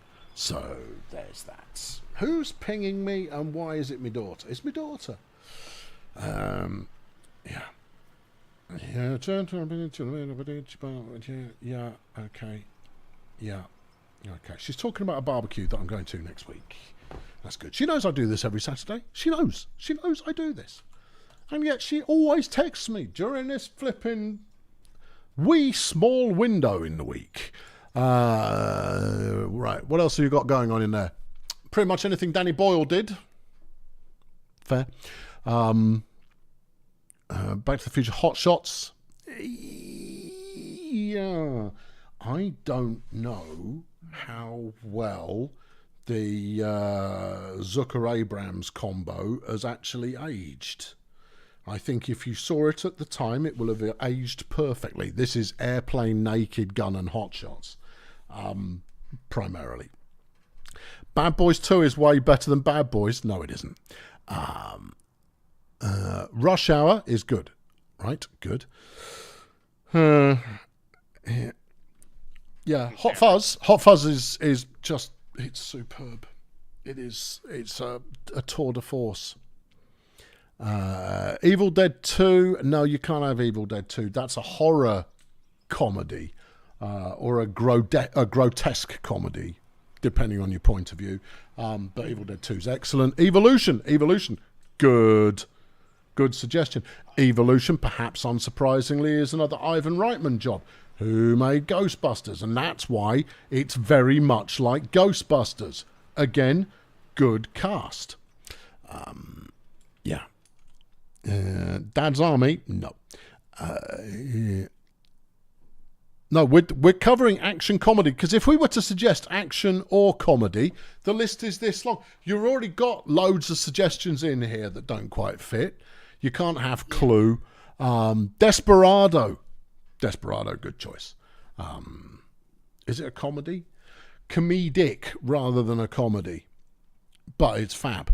Lethal Weapon, it's all right, but it's the problem you've got is in making recommendations to a younger film viewer, you have to take into account younger movie viewing sensibility. This is not to criticize it in any way at all, but you tend to have a fondness for things that are filmed in the way that you became familiar with when you first started watching it. You know, there's no point getting frustrated with your kids when they're looking at their phone during the 20-minute build-up at the start of a movie while it's introducing the backstory and the characters and the rest. Think about the start of Beverly Hills Cop. Right? What happens at the start of Beverly Hills Cop? Mikey gets himself killed having come to see Axel in Detroit. Flippin' heck, I know this story well. You have the cold open of Axel dangling out the back of the cigarette heist while the heat is on is playing. Is it? Oh no, that's the Beverly Hills Cop theme tune. It's the flipping Pointer Sisters, son. Oh yeah, it is. Yeah. Yeah, it's not Glenn Fry. Glenn Fry gets his moment in the show, but it's doing a neutron dance. Doing the neutron dance while Axel's hanging off the back of the truck. Anyway, Axel and Mikey go out for drinks. Mikey says he's into something and it's quite blah blah blah blah blah. We're getting through 20 minutes of backstory and character development before we're into the main thing. Your 14-year-old is scrolling through the feed on something because it's not attention grabbing. And if you consider the environment in which you're going to go, we would have been exactly the same had we had the same always on entertaining distraction available to us as kids. When we saw that stuff, we would have done so in the cinema. No distractions in the cinema. Or you will have gone to the video shop, you will have rented the video, you will have brought it home, you will have got snacks to go with the watching of that video. You would be watching that video with considerable purpose, having paid for that video in isolation to be the thing you did for 2 hours that evening. Therefore, you gave it all of your attention. It's a what the hell are you doing, man? What's the plan here? You're smoothing all of this out. I'd just like to draw your attention to the very unsmoothed nature of what you've just done. Space to bring trucks up. I want to speak to your hold on, I'm your supervisor. Oi! It's not flippant. Go and get the vibrating smooth. Finish what you were. Where's he gone? Don't run away. You're trying to do too much flipping shovel work without due care. You're not looking over your shoulder to see if you've done it right. And had you done so, you will have observed you haven't done it right. You've done it the opposite of right. You've done it lumpy. Why is it doing this to me? Why am I now creating lumps? Where's it getting all of... There is stuff stored in the flipping shovel. Well, I don't want stuff stored in the shit. It's not a lumpy flipping... I could do a better job than this just using a bucket loader. For God's sake. What? Just... Oi, easy. I think it's because this is the super dozer. And the super dozer is very, very destructive. Well, it needs to stop doing that. It needs to give peace a chance. It needs to give flipping smoothness a chance. That's for sure. What? I've destroyed everything. All right, I no longer hold you 100% accountable for the absolute mess that is going on just outside the quarry, because I've made more of a mess in a more spectacular fashion. this is a nice camera shot. Though. Yeah, I know. Get rid of no. That there you go. Cinematic. Yeah. You'd have a hard time getting kids to watch ET. You know, hard time. Spider's chucked a fiver in a bucket and says, "Spaceballs or Men in Tights." Mel Brooks is very, very, very patchy. Very, very patchy. Mel Brooks. At the time, it was good because you didn't have that many comedies that were taken seriously, which is a weird way of describing it. But Mel Brooks took comedy seriously.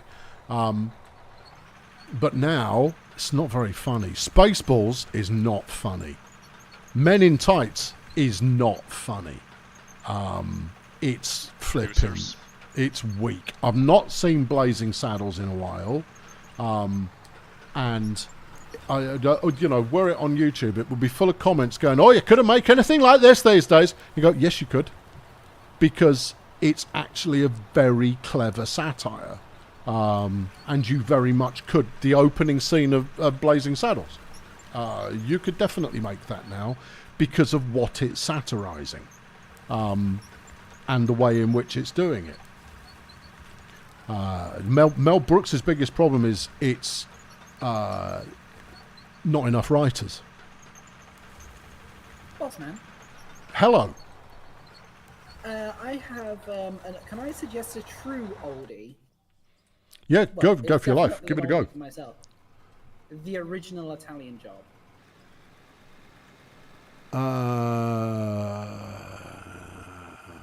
It's okay.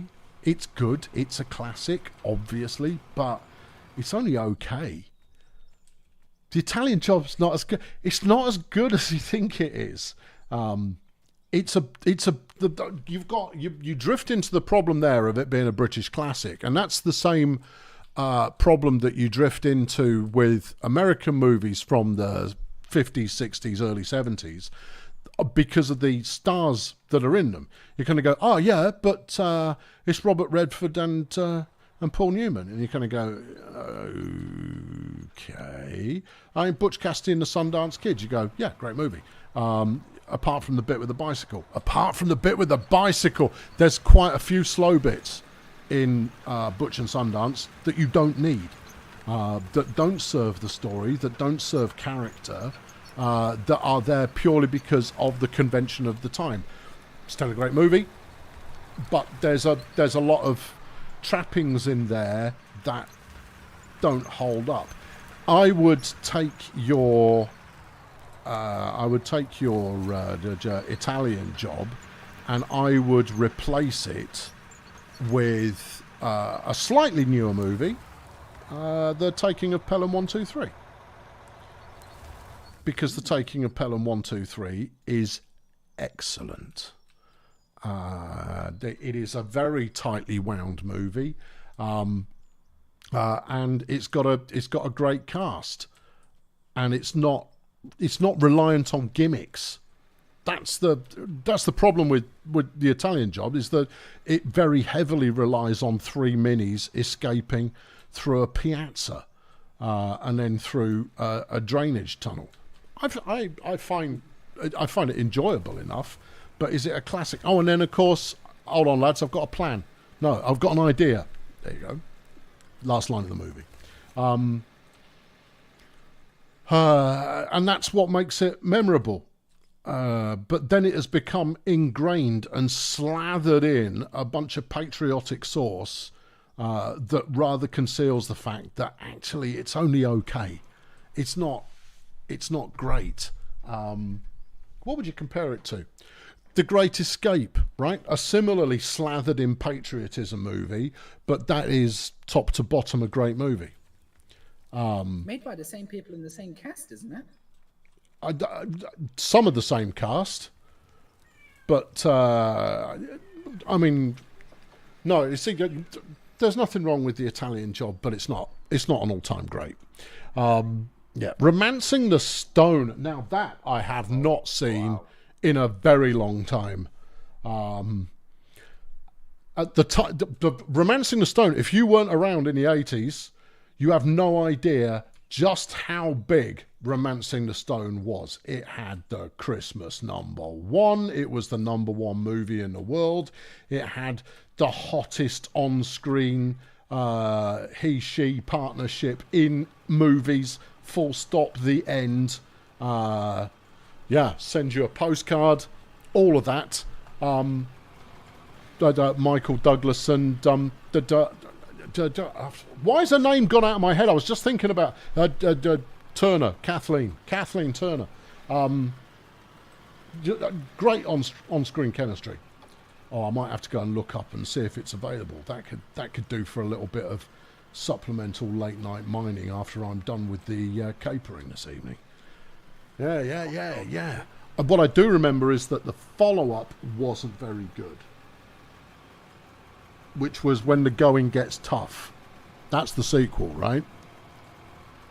Mm-hmm. So that's not the name of the sequel. That was the movie. That was the song for the sequel. What was the song for the original? I remember them being on a yacht. That's it. That's at the end. That's the end when the yacht is going through New York. Yeah, the yacht sinks in the second one. That's what I remember about the second one. And it sinks in the second one, right? Yeah, I remember the start of it. I remember her complaining about her shoes. I remember trying to keep warm, and Michael Douglas says, "Let's chuck another key on the bonfire," and they're both getting absolutely stoned as happy monkeys because they're throwing all this grass from a plane that's crashed that was taking herbal remedies across international borders. Anyway, yeah, I know. I'm going to look it up. I haven't, because I'm not seeing that in donkey's years. Winston Zedmore. Yeah, the Blues Brothers is great. Yeah, the Blues Brothers is great. Live action Ninja Turtles. I've not watched it. I was too old. I read the comic books when the movies came out. It was for kids, so I never watched it. So I've still never watched it. Hitchhiker's Guide to the Galaxy. No. Yeah, you'll probably be fine with it. I have so many problems with the Hitchhiker's movie. All down to the fact that by the time it came out, I was done with Hitchhiker's Guide. Done with it. Because the problem with Hitchhiker's Guide is it is so very, very, very, very quotable. And so you end up quoting it left, right and centre. And it's good. It's very good.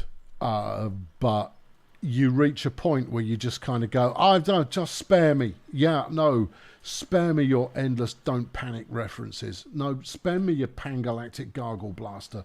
No, I don't care if it's hanging in the air in the same way that bricks don't. This is all very clever writing, but I've heard it so many goddamn times now. The movie was fine. It's good writing. Go read the books. No, I'm not even going to say read the radio play. Don't bother reading the radio. Don't listen to the radio play. The radio play is good. Books are better. Go read the books. Yeah. And if you're thirsty for more, the movie is good. Yeah, but I was done by the time the movie came out. Sam Rockwell, obviously fabulous. Sam Rockwell is the funniest man on the planet. The most talented and charming funny man on the planet. That is all. The end. No, I can't substantiate that. However, and I don't think he's even proved it yet. However, I believe this to be true based on the works I have seen him do. Right, good. Right, let's catch up a little bit. Blues Brothers, yeah. You couldn't make that these days. Is the mating call of the tedious git? I disagree. You couldn't make that these days. Is a piece of sloganized internetery from people that don't understand the thing they pretend they believe they're fighting against, because you can make these things these days. and it's the same who say, oh, you can't make a joke about anything these days. And I go, no, it's not true. Humour is still funny. The only thing that has really changed is the recognition of you shouldn't have to put someone else down in order to create a joke. And you're allowed to put people down if they're in on it, if they are equal parts of the joke. But it's basically don't create a joke out of something that someone is and it's outside of their control. That's the rule. That's it. That's the only rule. And that's it. That is the rule. And if you can't understand how to apply that rule, then you will be confused by, oh, you can't say that these days. You go, you really can, but context is freaking vital. So yeah, it's a lack of understanding rather than anything else. Tropic Thunder, ooh, tricky. Tom Cruise in Tropic Thunder is incredible. I'm not a big Tom Cruise fan. I find him to be very, very, very, very one pace. But the way he earns a massive amount of respect from me for the way he threw himself at that role in Tropic Thunder. Absolutely threw himself into, just pile drived his way into that role. Is fantastic. Yeah. The rest of the movie, there's some real high points in it. It needed a bit of tightening up. I think they could have Jack Blackified Jack Black a little bit more. I think Jack Black needed a little bit more direction. When he's well directed, Jack Black can be transformative. If you watch Jack Black in Thing with the Rock, Jumanji, and I know that's an unlikely one. He's really good. He's really good playing as the teenage boy teenage girl inhabiting the middle-aged fat man in Jumanji. He does that role really well. It is understated. It's still unmistakably Jack Black's never going to get an Oscar. It's understated performance, and it's really, really good. But you've got to knock the Jack Black edges off him in order to get a good performance from him. He's a great performer, but you've got to get him to be someone else because he's capable of doing it. From Dusk Till Dawn must be watched with no spoilers. Absolutely 100% agree. That's the way I watched it, and it came as a complete surprise. I thought I was watching a cool gangster movie. Yeah, Dusk Till Dawn, great movie. But then you see, I'm a massive Robert Rodriguez fan as well. Escape from LA, Escape from New York. Watch New York, not LA. LA is arguably more polished and the better movie, but New York is so gritty. It's just really, really gritty and bitty and doesn't really make sense. That's what makes it work. Yeah, Escape from LA is a classic, but it's like looking at a piece of old modern art. Modern art from the 1920s, 1930s, where you kind of go, I don't understand why this is special, and if you then understand the context of it, you kind of go, oh, I get it. Yeah, all right, that's really quite clever. They were the first to do that. Oh, okay, that's really quite something. Visually now, and you kind of go, because so many people ripped it off. So many people have taken that style and that tone and the nature of that particular beast, that it no longer is as special. Austin Powers. Yeah, it's all right. See, the problem is Austin Powers at the time, great. Austin Powers now, yeah, it's all right. It was good, but overquoted and retrospectively not that special. 21 Jump Street, what the remake with Jonah Hill and Stripper Boy, Magic Mike, Channing Tatum. There we go. I like Channing Tatum. He's all right. Not as much as I like Ryan Gosling. I think Ryan Gosling's fabulous. Yeah, I know. I just think he's fab. And any woman who gets the hots for Ryan Gosling, I can totally understand it. Totally understand. No. I'm not attracted to Ryan Gosling. I think between Reynolds and Gosling, I'd probably go with Reynolds. But no. Ryan Gosling, I think is fabulous. I haven't seen him do anything bad. But mostly it's because I see him do interviews and him get the giggles. And I just kind of go, what a terribly human individual. And also he's in The Nice Guys, and I flipping love The Nice Guys. Nice Guys! There you go, that's a good recommendation. But that's because it's by Shane Black. And Shane Black is another director who flipping gets it. Yeah, I put Shane Black in the same category as Hot Fuzz. I'm having real trouble with names this evening, and I don't know why. Edgar Wright. Shane Black also wrote Predator and is in it, just so you know. Right, there you go. Yeah, I haven't moved in a little while because you've distracted me and I'm talking about Team America. I've not watched it since it was current. I think some of it still works, but some of it was, because it's such a satire, because it's so satirical, would need to be in context. What I watched for the second time, actually, I watched it for the second time last night while doing a bit of B-roll recording, was The Hunt. Now, the Hunt is, I really like it. I like that movie a lot. This is the recent one with Betty Gilpin as the lead. She's amazing. She is absolutely brilliant in that movie. But it much like Team America, right? Team America straddles a political line in a really interesting way, because it's almost like it's deliberately designed to offend anybody who is strongly in either camp. And that's really clever. And The Hunt is the same. Is if you are to the point of polarization to where you've got blinkers on and refuse to hear anything from the other side at all, you'll be offended. However, if you are not that much of an extremist, you'll kind of go, this is really interesting. The movie itself is all right, but Betty Gilpin's fantastic in The Hunt. Just understated is the way to go. A very understated performance for effectively a slasher movie, but no, I rate it. Good. Right, there you go. You watched Romancing the Stone a few weeks ago and it holds up. Right, in that case, I look forward to it. Kindergarten Cop. Kindergarten Cop's all right. Twins, less good. Crocodile Dundee.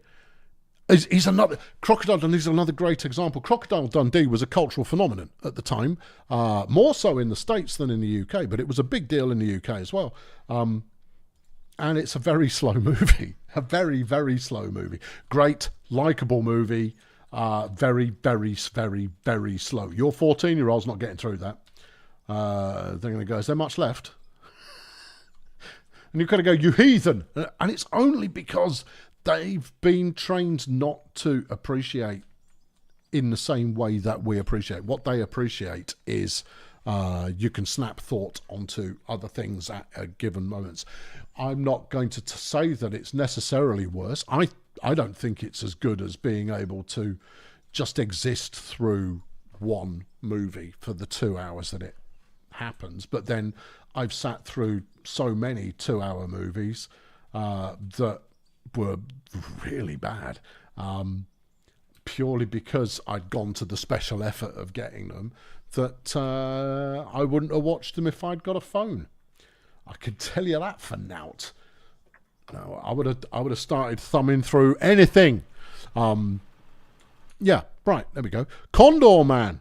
I've not seen since it came out, so can't remember. Pulp Fiction is excellent. It's just it is Tarantino's best movie. Tarantino's problem is he believed his own hype, and from that point, he's been overly. He's too pleased with himself about delivering on the hype. that came up. The Christoph Waltz scene at the start of Inglourious Bastards. Brilliant scene. But it's because Tarantino's got absolute faith in himself being able to deliver that scene. He does deliver that scene. Yeah. But it's incredibly self-indulgent. It's a great piece of cinema. What it does is it messes with the flow, and this comes out of Pulp Fiction. It comes out of Pulp Fiction where Tarantino learned that you didn't need consistent pacing, that you could throw things around. And in Pulp Fiction, he learned it more than anywhere else when he's got Christopher Walken telling the story about a watch, right? Which is completely at odds with the pacing of the rest of the movie. It's a very good scene, but it messes up the flow of the movie. At the end of the day, it makes the movie better. It does. And so therefore maybe the rules of how the story should flow are wrong. I think they exist for a reason. And the reason is that, see, I was talking about Edgar Wright and Hot Fuzz, and that the pacing of Hot Fuzz is extraordinary. Soz, have you brought that down from the mountain, or did you buy it? No, I brought it down from the mountain. Flippin' heck, that was a mission. Because that's... How many times did you roll it? A lot. I also managed to do a big jump because it... I'm impressed. Oh, hang on, where are you going? Oh, bye then. Vehicles and pedestrians don't mix, people. They don't mix. That's where the gravity will get you. The physics will get you. Is if a pedestrian tries to ride on top of your vehicle or stands in front of it. If the vehicle's moving in isolation, you should be fine. At the moment, you've got a Daz stuck underneath. He's inspecting the wheels. Jump in this. It's even worse if I do it. If I do it, it pings people across the map.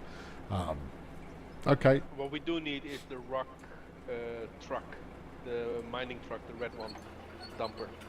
Oh, let's have a new one. We're going to be using so many trucks.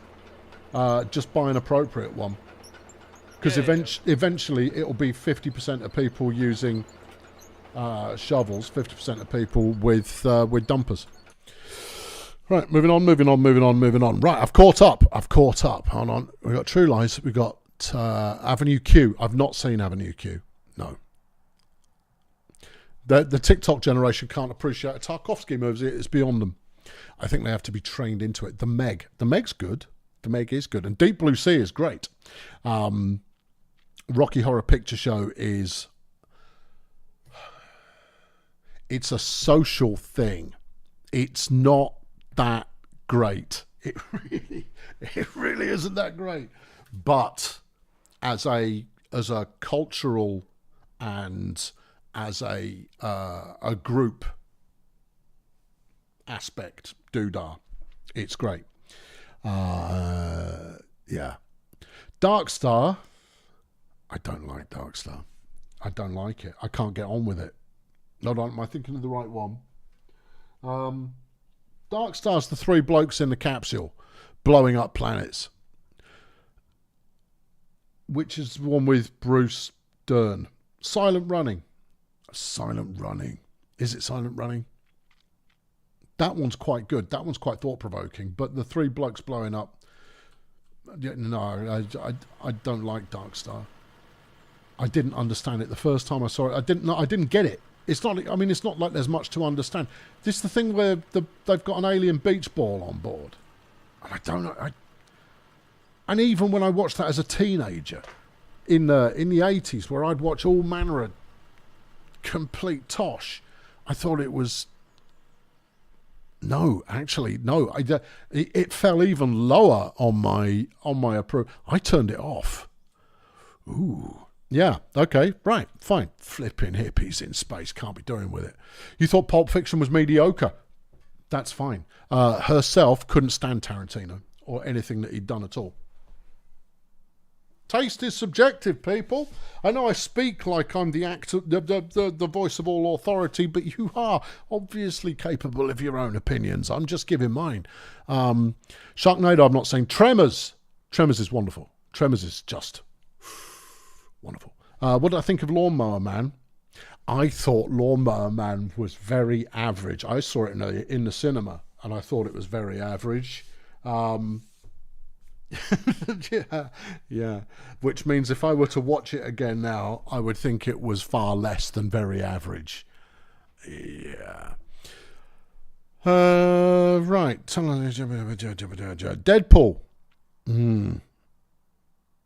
Deadpool. Deadpool was very, very, very good the first time you saw it. Yeah. It's like a stand-up gig. You can't watch a stand-up gig too many times because doing so renders jokes that are absolute hammer blow, total body slam jokes stop landing. And that's the problem that Deadpool's got. And by the time you roll around, there's some good bits in Deadpool versus Wolverine. Some very good stuff in there. Bringing back spoilers. Bringing back all of the superheroes who had been cancelled by Fox. What a great piece of writing! Just a great piece of writing. And the superheroes who never were, like Channing Tatum as Gambit. Nice idea.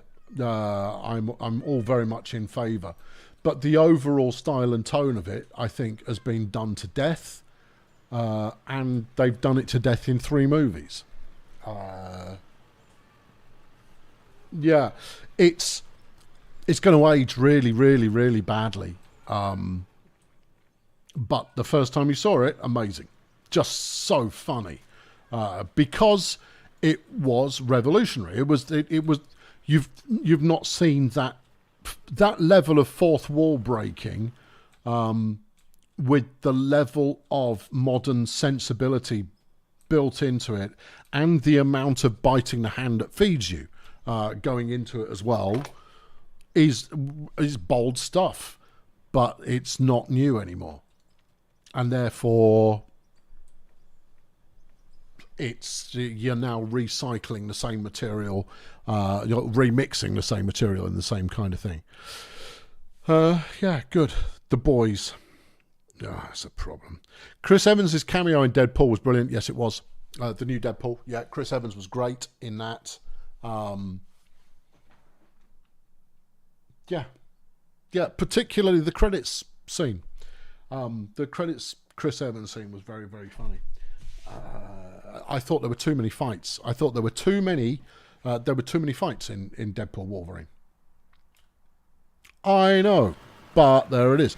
Bullet Train. Bullet Train was almost great. Almost. It was almost great. But it didn't quite land. It was good. But it's another pacing problem. It's another pacing problem. I thought all the characters were good. I thought the dialogue was good. I thought the action scenes were well done. I think the setting was good. I think the whole idea was good. I think the pacing was off. Yeah, that's my only problem with it. I thought the pacing was off. Other than that, I'd happily watch it again. But yeah, I thought the pacing was off with Bullet Train. Could have been better. Yeah, no, that's my only critique. It's not drilling. Who stopped drilling? The tunneler isn't drilling the blast rock. The tunneler isn't drilling. Let me give it a go because I've got I'm hosting superpowers. The head's on. Okay. Right. let's, alright, wiggle, wiggle, wiggle, wiggle. Okay. Alright. Give it some L. Lights. Give it some V. Alright, let's turn it on. Which is... Oh, so many buttons, so little time. Is it Y? Yes. Yep. And U is the dump. See, Y doesn't feel like it's spinning anything like fast enough. But then I'm used to the drilling machine from Total Recall. Total Recall, original. Don't watch the remake. Friends don't let friends watch 21st century remakes. Give it some U.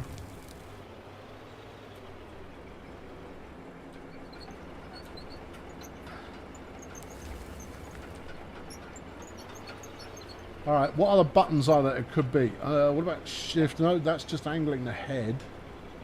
Interesting. Hang on. I've got a special tool that might help. Or that might certainly be worth the worth testing. Right. Do do do do do do do do do do. Fire in the hole! Alright. Let's see if rather than being brilliant at drilling... sorry, Hex, can you back your... Oh, you can't. Okay. Thank you. There you go. Alright. Yes, let's see if rather than drilling, it's actually better at just vacuuming.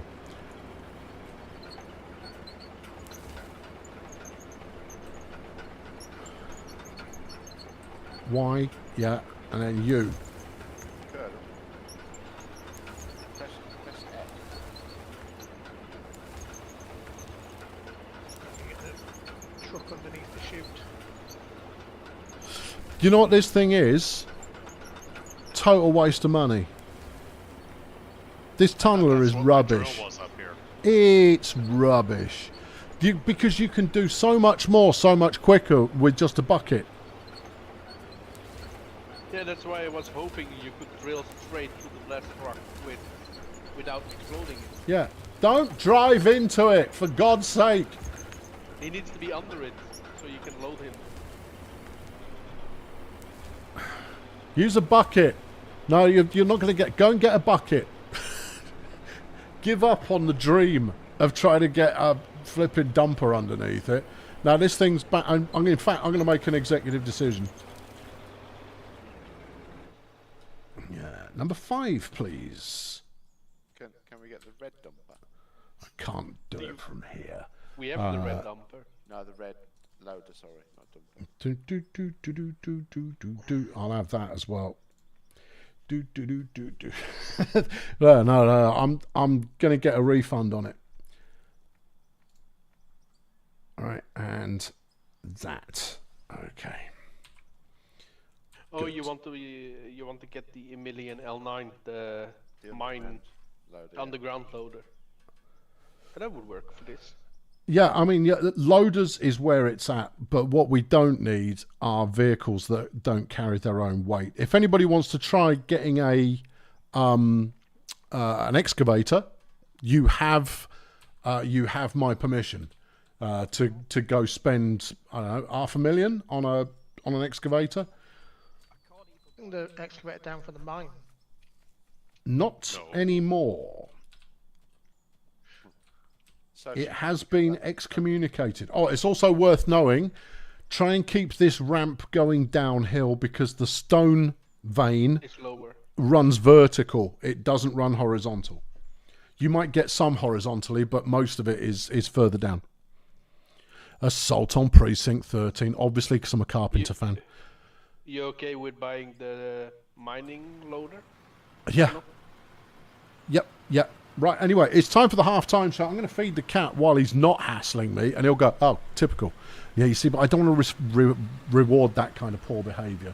Obviously, if you are part of the first half crew, you can only stay on if there's space in the second half. Have a word in Discords. Thoughts on Kingsman? It's good.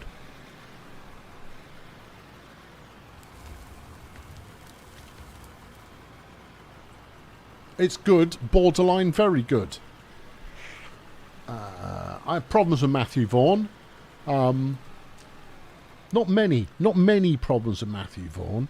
I think Matthew Vaughn's biggest problem is he is too reliant on trying to get a cheap laugh from shock value, and it tends to be linguistic shock value rather than anything else, and it's just a little bit obvious, but his movies tend to be good fun, so there you go. Right, I'm going to go and because the same thing is true of Kick-Ass, again trying to get shock value from language. Yeah, you don't need to. It's funny. Funny is funny. You don't need to get shock value funny. Right, I'll be back presently as soon as I figure out how to turn things on and off. There you go. That's me. That's that done. Now you press this one as well.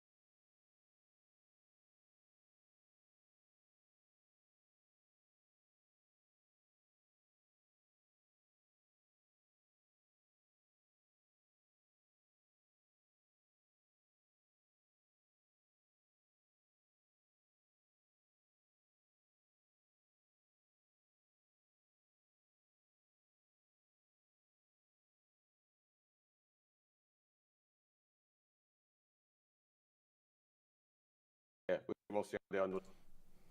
I'll come pick you up, Drell. and Well, get I'm back. not strictly speaking AFK anymore. Let's turn this back over onto that one. I'm greened. You're not greened very well. I'm going to have to fix it. Should we show them behind the wizard's curtain? Not a euphemism. Right, no, you've rotated yourself. That's not helpful. Bring that over here. All right. Let's fix this live. No one's going to notice that you're fixing it. Yeah, need to see, in order to fix it, you need to make it a little bit bigger. And then you go this, which is it's a weird interface. It's like they've seen the way everybody else has done it and gone, no, we won't use controls that everyone else is familiar with. No, we'll come up with our own way that no one can flipping work out.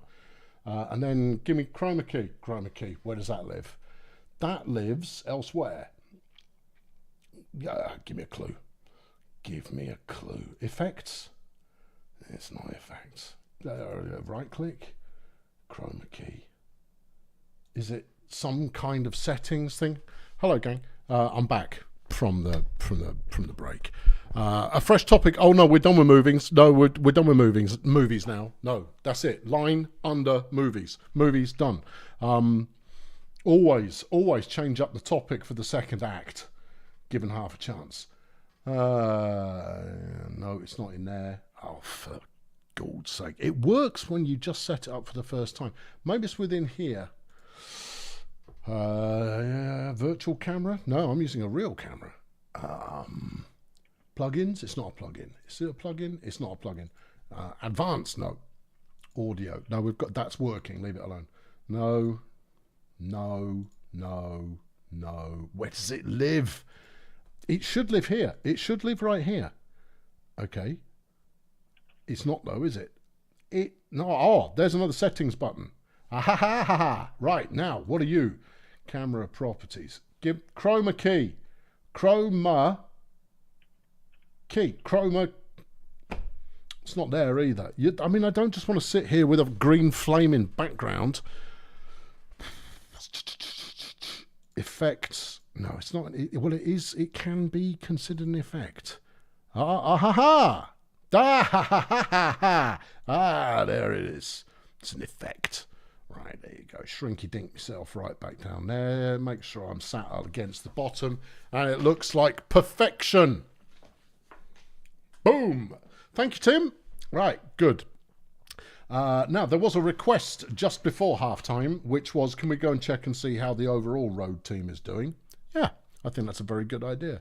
We'll do just that. This new bit of road, I reckon it's about done, and I can turn my attention over onto different projects. I think the Quarry is more or less ready to get operational, play an operation, which means what we need is to turn the dumping sausage here into a storage solution such that trucks can then pick up their goodies from underneath one or other of these, and we can build a platform out to park underneath. Meld Studio is the software. So that you park your truck underneath, push a button, or it's constantly streaming, or whatever it is, and then you stroll on. There's a lot of action going on. There's Completely Average Gaming doing a completely average job with a bulldozer. Love it. Yep. Yeah, this bit of road was fine, and you've ruined it. Totally ruined. Yeah. No, I'll leave you to it. It's better if I don't look, but all of that was fine. So we've got, quote unquote progress. I've got green highlights in my hair. It's called fashion. Yeah, hold on, it's all right. People need to understand that having something to complain about is one of my favourite things. Did you take the wash plants and smelters from the top of the mountain? Exia took those and set them up, I believe, in town. They are not set up. They are currently put in crate. All the ores down at the town, though. Okay, cool. Thank you. Useful to know. Oh, I'm going to go for a drive in this bad boy. I've not driven this yet. Has it not got headlights? Why has it not got lights? Yeah, going back the fuel tank in now. It doesn't have Hell, lights. This truck is hazardous. Click I. There's no slot for X. It hasn't got any Okay, lights. never mind. Unless you take off the... You people have been faffing around with parts, haven't you? You'll be going, oh, what has the parts stuff done? Right, here is the main road. So this piece of road here, in fact, we'll tootle all the way along it, should lead back to quote-unquote town, or what will be town in the future. The reason I know that this is going towards town is because it's not going straight uphill. There's another bulldozer there that nobody's using. Yeah, I know. They just abandon a piece of equipment where they fall and go, can I have a new one, please? Instead of sticking with it like a hero would.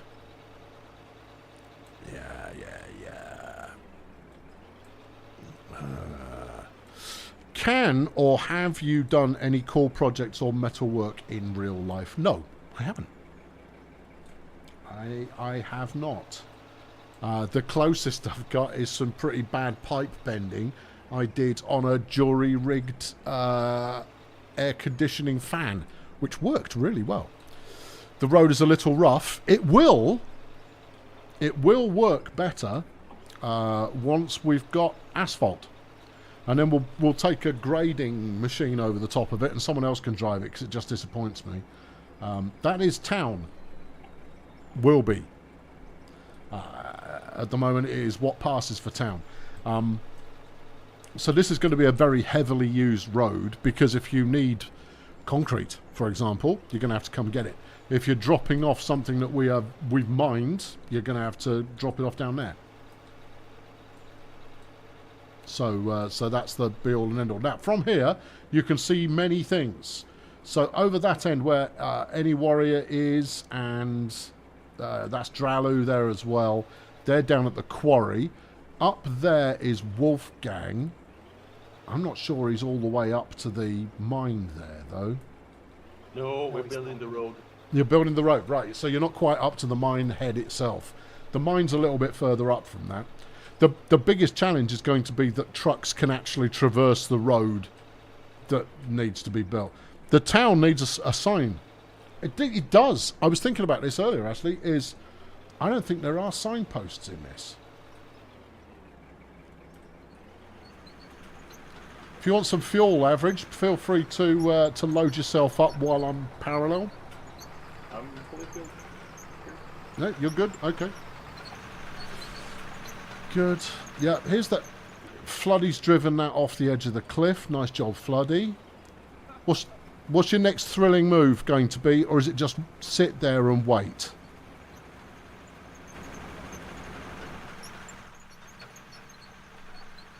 Okay, that's an alternative. All right, good. Yeah, good. All right. Good. Yeah. This road is not wide enough. I mean, it's good enough as a first pass, but it won't be wide enough for the traffic that's going to go up it. Sounds like those bulldozers could use some GPS units to help with their levelling. Probably, but we haven't built them yet, so there's that. But if you weren't around for the beginning, if we can't build it, we can't have it, is the fundamental principle for upgrades. This is too steep. It is. We need... This bit's too steep. But you know what? For navigating the way back down, it's not the worst ever. Basically, but it's too steep. To get the road working. It's going to need to go back and forth way more. Oh, what's the plan here, fellas? I see we've got a deputation of pickups. This was here already. I drove us up with this other one. Oh, okay. So this one was abandoned by a previous team. Ah, right. Okay. One I drove up last stream. And there's a switchback here as well. Oh, for crying out loud. We don't need to switch back quite so often. We should just stay gently elevating for a bit longer. Because you never go... I mean, we've got to go back and forth and back and forth and back and forth and back and forth. And there's going to be a lot of switchbacks on here. And even then, I am considering permit it, because how much further have we got to go other than a lot? It's there. A lot. That white doodad You there could is the go mine. take the drone up. All right, okay. So I'm going to set a new target point, because reaching that is going to take for flipping ages. And then we need a bold engineer here, where I am now. I've got some wood blocks. I'll stick them in. All right. Get me a horizontal road here somewhere. All right, so no slope, and that can be a loading point. And I'll find someone who really likes conveyor belts as an idea to run a conveyor down from the top of the mountain. And that can be phase 1. We can build phase 2 if we can be bothered later. Does anyone really like conveyor belts? Go on. Exia does. Yeah, Exia does. In that case, let's just leave it for Exia. Exia can do it next time. Yes, leave it for me for next time. All right, cool. Yeah, you have my permission to go hog wild building with conveyor belts. You might want some hoppers along the way to store stuff. I don't think coming down all in one is going to be the... I'll leave it to you. You can design it however you see fit, really. It's going to need an absolute stack load of power. But this feels a little bit more achievable. Obviously, because it's less work.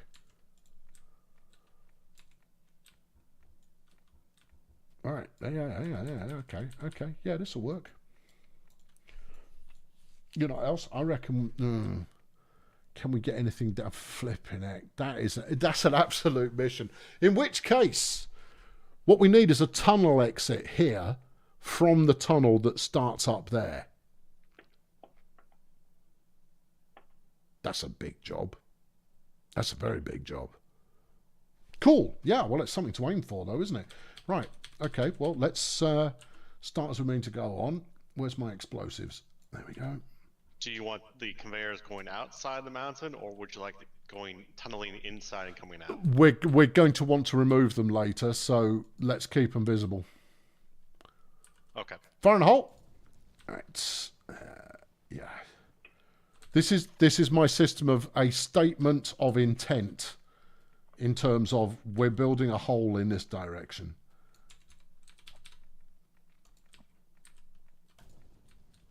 I do get to a minimum safe distance-ish. You know what would be nice is having a spirit level on me to understand if I'm standing on level ground or not. Going up the side of a mountain is really difficult. Yeah, stick one in there. You might ask, if you're just going to blow up a big ruddy hole, why bother digging? Because you get rid of more material if you dig in a bit before you plant your dynamite. If you just leave it on the surface, sure, it does lots of damage, but you do more if you dig in for a meter or so. There you go. Statement of intent coming up. Master Rab is saying, what do I think of AI-assisted art?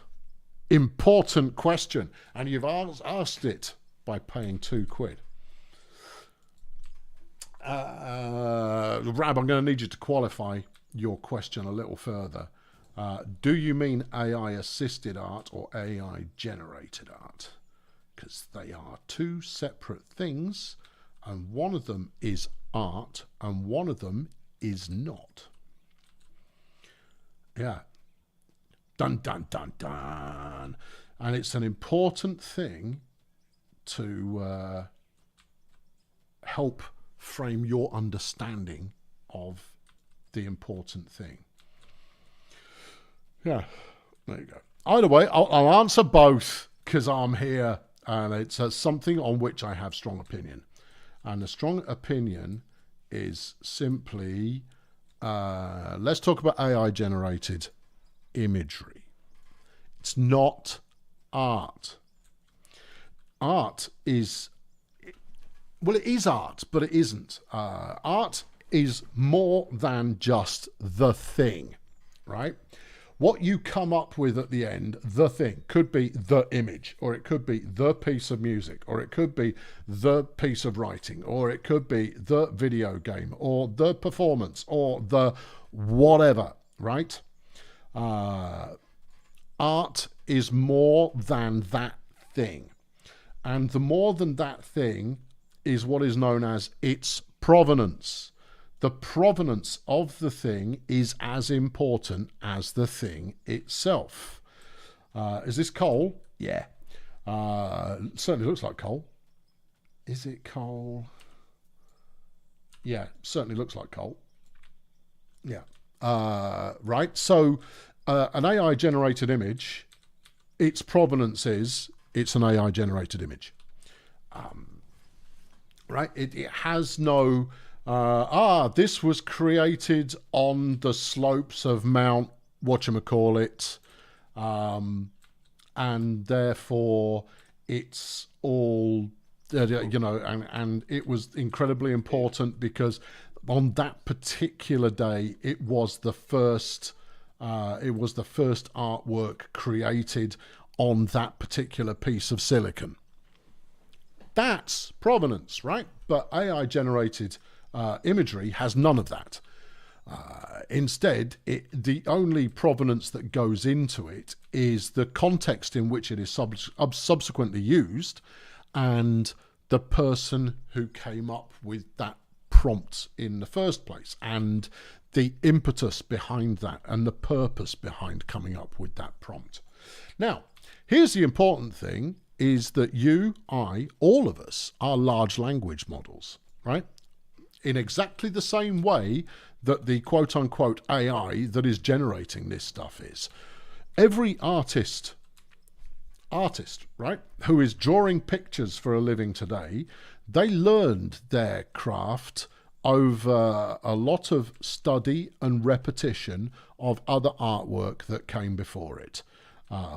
The computer has just done the same thing very, very quickly, but it's stealing their art. No, it isn't. No more than you did when you learned to draw. No more than I did in... I don't draw, right? But what I do is I work with words a lot. You listen to me talk, I will occasionally drop in a humorous line, and on occasion you might go, that sounds a bit like something I've heard before. Probably does. There's a lot of Douglas Adams in the way that I speak. There's a lot of, if you listen to Charlie Brooker's stuff, so the Black Mirrors and his TV reviews and stuff like that, we sound very similar. I don't watch any more Charlie Brooker than anything else, but it's very obvious we have the same reading background. We have the same listening background. The same influences are in there. So my speech patterns, and when I write, which I do, I write formally for work a lot. I write creatively, not that much at all. If I were to write scripts for my videos, they'd sound very Brookerish. And it's because our influences are very, very similar. Because we're the same age and we're both British and we have a similar outlook and sensibility towards existence. So, blimey, I got further there than I thought I was going to get. But there you go, statement of intent, tunnel exit. Yeah, so that's me as a large language model. The same as AI is a large language model. The problem with the AI large language models and the way it is teaching itself, training itself, however itself, is it is unable to discern good from bad. The only way it discerns, and I don't mean good as in evil or naughty or anything like that. I mean good as in this is high quality. The large language model AI system has no taste. It doesn't get why one thing is fab and one thing who isn't fab. And by and large, it is the provenance that then adds the fabitude to it. Can the AI write well? Yeah, it really can. It can write very well. The problem that I'm finding with it is I come across a lot of people who now use ChatGPT to write things, and I can spot it immediately because it reads as...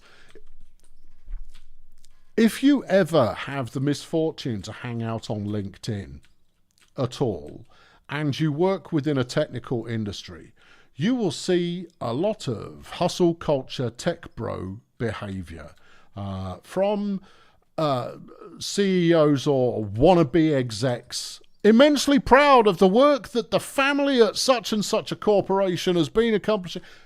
It all sounds exactly the same. It is all gutless, soulless, removed from any emotive quality. ChatGPT's writing is very good. Technically, very good. Grammatically, very good. Completely lacking in soul. And even when because I spend a long time talking to GPT. I have long conversations with ChatGPT. It's fantastic to talk to. Just really, really interesting. The only thing and my main motivation for doing so has been in trying to give it taste. Since memory was introduced, it is able to it is able to recall preferences and former instructions and stuff like that. And I would foolishly, perhaps naively, or just experimentally, I went like, well, what if I started to explain what taste looks like? What if I started to say, no, don't just do that for the sake of doing it. There is a, there's a reason why one thing is good and one thing is not good and stuff like that. I'm not trying to jailbreak it. I'm trying to grow it within its own use.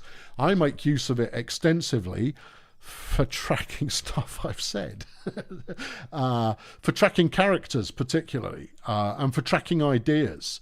I kick ideas over to GPT largely to see if I'm plagiarizing anybody, because it's got a good. And I go, what's this influenced by? Where has this thought come from? And it'll do very well at, well, you've clearly taken something from this and that and this and this and this and that. And it will miss a couple of influences that I know will be in there, but it will be dead right on the others. And I go, good. How do I need to switch this up so it feels actually, like a unique proposition where there's not quite such the obvious through line from point one to point one. The faux humble look at me being successful drivel on LinkedIn is horrid. It really is. Oh, it's so bad. It's just terrible. Yeah, and This road leans a little. What? What? Sorry? Oh, you're having your own conversation, which should be occurring in your own chat room. This is the, hey, Colonel, I need something from you. Or you're listening to me on the wireless. If you need conversations, go to a different room. Or else not a lot, really. It's an impotent threat on my part. I mean, I could sling you out of the channel, but I'm not going to. Yeah, so GPT's perfectly competent, and it does a really great job. It's such a good assistant. For creative work, such a good assistant, but do not let it write anything creatively. Don't let it do it, because it sits, it's so easy to spot. You wanted to use it. Master App, who asked originally, you're writing a book and you have an AI help with the grammar and ask if it has better framing. Okay, the way to work with it is not ask for better grammar or framing. Only get it to give you feedback in such a way as you can't use it directly. So you can't copy paste it. Because by doing that, you won't be able to copy paste it. What's the problem, Floody? Can you give me permission to buy tools? I can't hear you. He wants tools. He wants tools. Well, in that case, I will give you tool purchasing power. Hold on. There we go. Right. Done. There you go. Floody, you may now purchase tools. Ed is currently the only one who can purchase anything bigger than tools. So if you need anything, hassle Ed. And that's purely, this is, it's not that I don't trust y'all. It's more that I don't want to give absolutely everybody the ability to go nuts and buy a swanky vehicle.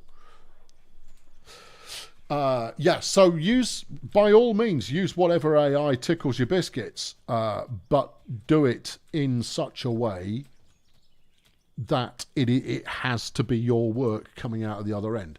You want to avoid, I wrote the Vuvu book, right? The Vuvu book was an interesting project for me.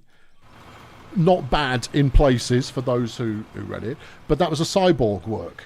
I did 98% of the writing. I got ChatGPT to write a couple of contracts out, which I then polished up.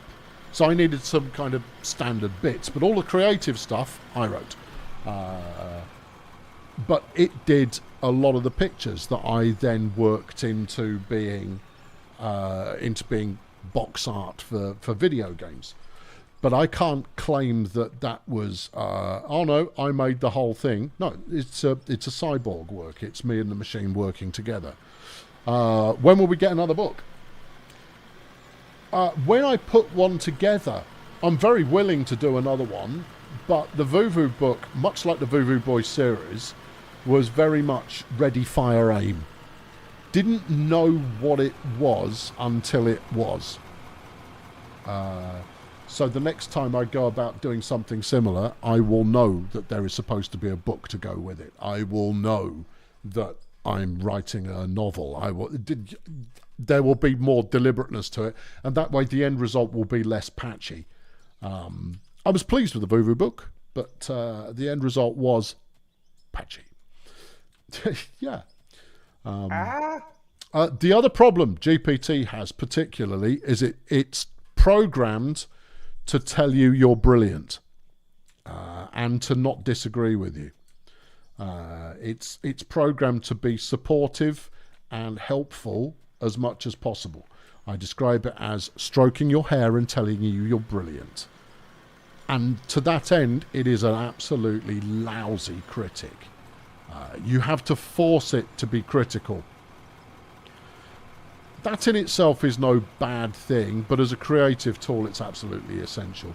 As mentioned, it doesn't know what good looks like. Is the game name Vortex Stallion Mining Company? No, Vortex Stallion's one of mine. No, it's Out of Ore. Out of Ore is the name of the game. Yeah, it's in the thumbnail. It's in the thumbnail, if not in the title. Sorry. Yeah, it's the kind of thing that you should put in the title of these things. There you go. So, getting back onto art. ChatGPT is also super confident that it's right, but that's if you're using it as a fact checker. I'm not too... The people getting twisted knickers over it thinking things are when they're not. I understand the frustration, but it's not one that concerns me specifically. Right, so AI-assisted art. I got no problem with it. It depends to what... And this brings us back to provenance, right? Because ultimately, large language model AI machinery, if you kind of turn half a blind eye towards how much water it gets through on a night out, I mean, that water doesn't leave. It's still in the system, but it's water that could be used elsewhere. But the same thing is true of almond farming. Almond farming uses an unspeakable amount of water on something that is absolutely unnecessary, because the majority of it goes into making almond milk, which throws away the majority of the thing that's being grown that used up so much flipping water in the first place. Unsurprisingly, this also comes out of California. So many things that come out of California go, oh, it's really great, it's really fab, it's really great, it's really fab, it's really great, it's really... it's really inefficient. Right, so yeah, so if it's a hybrid work, fab.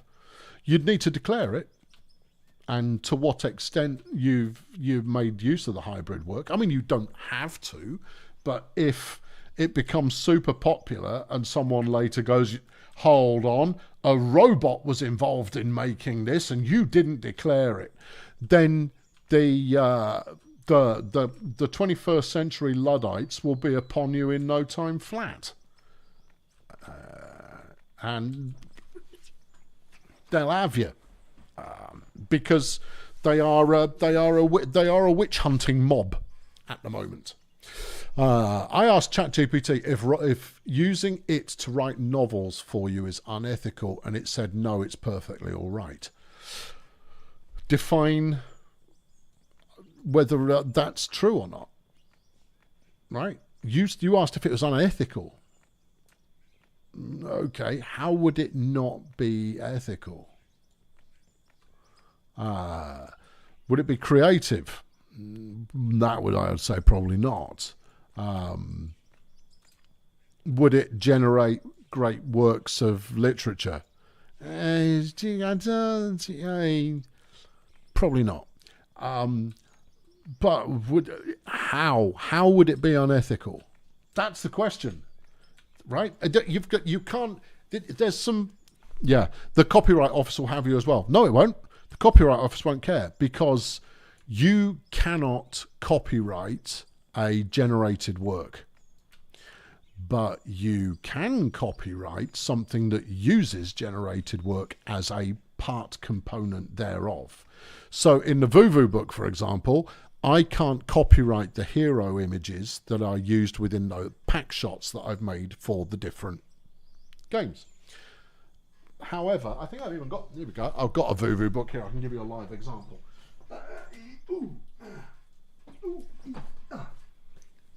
The Vuvu book.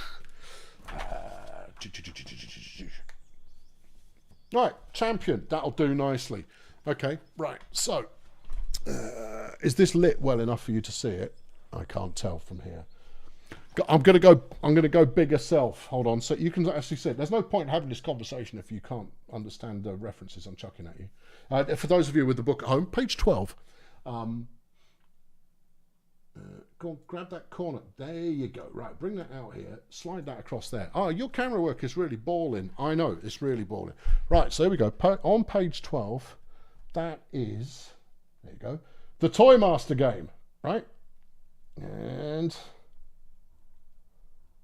okay. The basic principle is it's an old dude holding a teddy bear with a sniper scope around the outside. Which bit did the AI do? The old dude holding the teddy bear. The box, I did that. The typography on the box, I did that. The sniper scope bit on the box, I did that. That is a hybrid work. I own the copyright to that hybrid work. The picture of the dude and the teddy bear, though, I don't own that. Andy Warhol owned the copyright to his pictures of Campbell's soup cans. Did he own the picture of Campbell's soup cans? No, he did not. So this is an integrated work that is originated elsewhere. So in terms of copyright, there was a recent scandal where a self-published author accidentally left the ChatGPT prompts in her novel. I wouldn't have said that was a scandal because a self-published author left the prompts in. That's a work of shockingly low quality. Firstly, if you've left the prompts in, I tried doing a fan just a thought experiment. I did a fan rewrite of the Star Wars prequels to make them suck less. Using GPT to fill in the blanks. So I did it in like a choose your own adventure fashion. So it did I did the right, here's what the characters are going to do next, and it gave the here's what's going to happen. When we finished our 4 hours together here, I will fish it up and I will read you the I didn't fix the camera, thank you. Images are trademark, not copywritten. Well, regardless, you can't copyright anything that's done by Yep. Boop. And images are also copywritten. Images are definitely copywritten. Images are definitely copywritten. Trademarks are a different form. And something is only trademarked when you've got two types of trademark. Trademark is a TM, which goes after which indicates that you are protecting this. It's typically used with a word form rather than anything other than that. And then you've got the R in a circle, which is a registered trademark. Which is where you've gone one step further to actually register it with the Copyright Office. But any creative work can be copywritten, which basically is it's the author asserting their moral right to be identified as the author of, and so forth. Yeah. Right. I hate the idea of an AI interviewer for a job. Get used to the idea. Unfortunately, friendos, we're about to enter. Copyright says you can't copyright an idea. I think it's more complicated than that. It's more complicated than that. In theory, you can't copyright an idea. But it depends a lot on what format that idea takes. It depends a lot on what progress you've got. You know? Yeah. Incidentally, in my head, who is the person who wrote the handwriting in the Vuvu book? Is that me as the author? No. That's Edison Fancyman. That's the CEO. That was the character. Now, the character happens to sound a lot like me because I hadn't thought it through before I started. Not on the book, the series. I hadn't thought the series through because I wasn't certain this was going to be the series that would go for 100 episodes. So that's why if you turn to this page, the starting page of the book, I did not approve any of this, signed Edison. I introduced the character at the start of the book. And he's the one, what's it? Yeah. Yeah. There is software to check for ChatGPT use. Students use it to try and hide that they used it. ChatGPT is so sophisticated that it'll false positive all over the place and false negative all over the place as well. You can't use it to prove whether or not it's done, because unless they've left M dashes in there like some kind of plum, nothing says, hey, a robot wrote this. More than there's an ad on Facebook at the moment for some flipping company that thinks it's clever, and what it says is it's another one of these bloody fictional conversations between two workers. Hey Dave, I can't believe you'd reply to that email within 5 seconds of it coming in. Huh, I didn't. Huh, the AI software I bought did it instead. And you kind of go, yeah, do you want to be telling your clients, yeah, I didn't read this. It's an autoresponder masquerading as a human. At least autoresponders have the decency and honesty to go like, yeah, no one's read this, but we're just letting you know it arrived at the mailbox at the other end. Why don't you go and check out the FAQ? The odds of you getting help are that much stronger.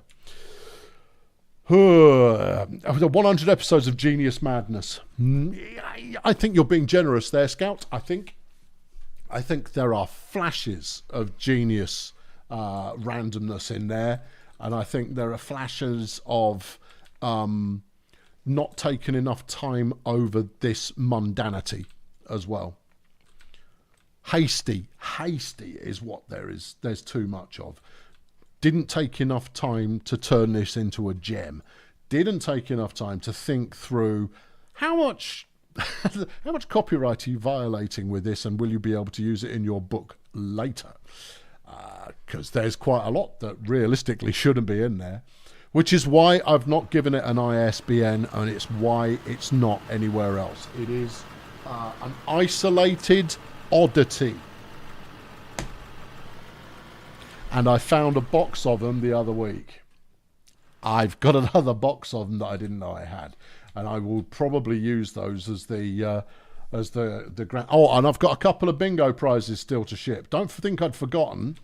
I just haven't done it, which arguably is worse. If you haven't forgotten and haven't done it, is it worse than if you had forgotten? That's a strong ethical question, that one.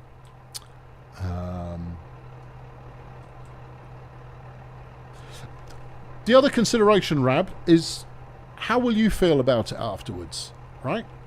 If you used it as, hello, you're my assistant, and it assists, and it helps you, great, versus it's rewritten bits of what you've written in order to polish up the framing or polish up the grammar. Sure, it made it easy to do, but how will you then feel about that piece of work?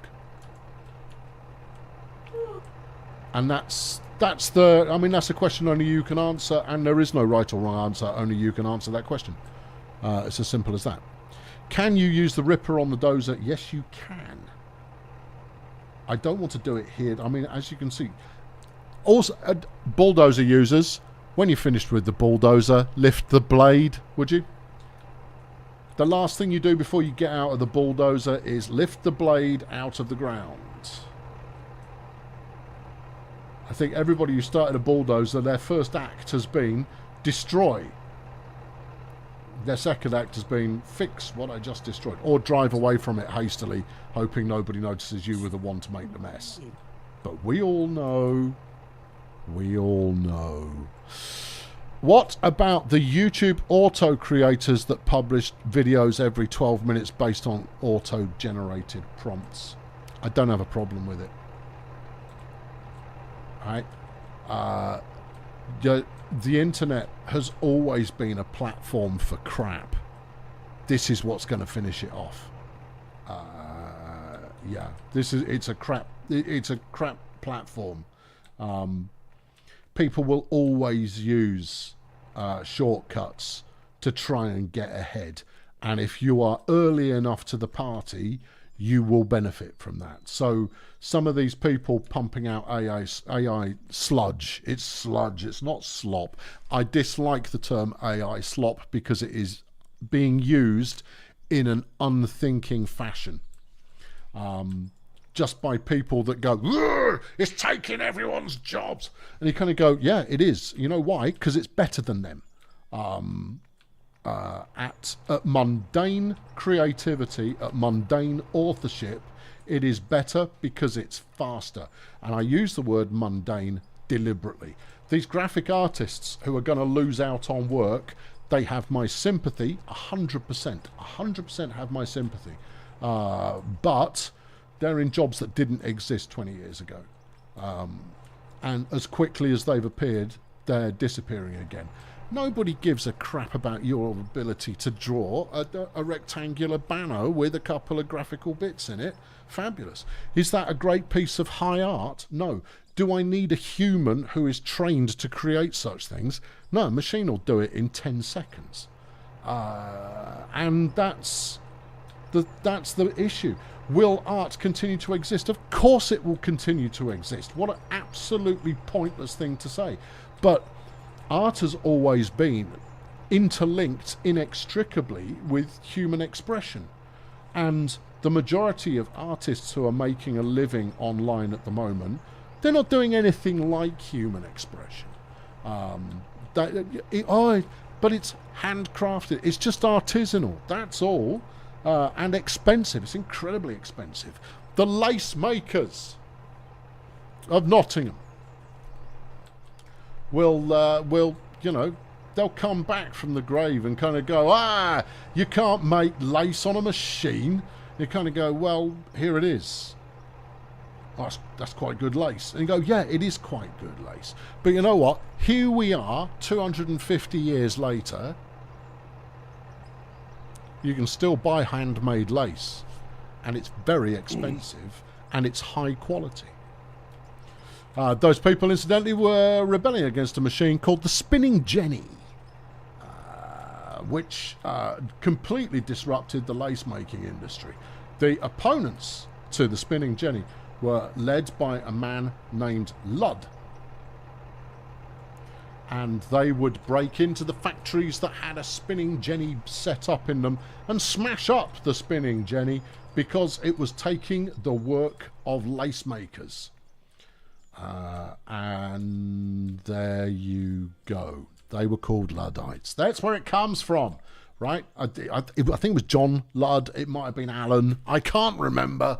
But I've given you enough fact there that you can check it up. Ludd possibly being fictional. I've never heard him being referred to as fictional. You may have read more than me, but that's certainly the origin point.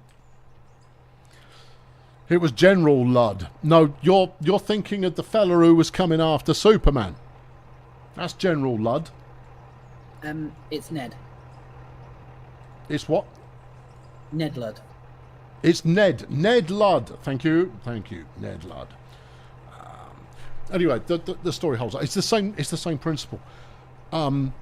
Lace still exists, right? Handmade garments still exist.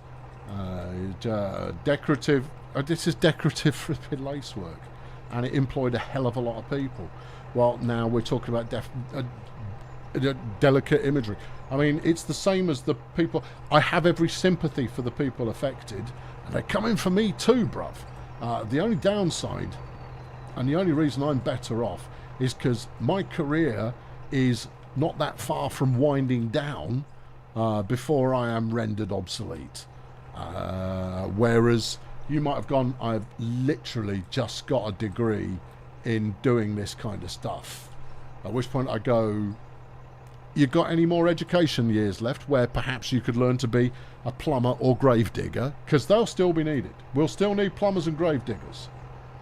Copywriters? No. Customer service agents? No. Community manager? No. Accountant? No. Paralegal? No. Won't need those. Journalists? Nope. Not gonna really need those. They're all gonna be, if you've got a collar and it's white and you sit in a spinny office chair for a job, it's the end times. You can say this is tinfoil hattery. Your choice entirely. I happen to believe that the machines are gonna put us all out of a gig. Too flipping sweet. There you go. Yeah. So, happy times. Super Noob's been a member for 71 long months. I have ChatGPT integrated into way too much of life and work. If AI art is made by a human using the right prompts, great.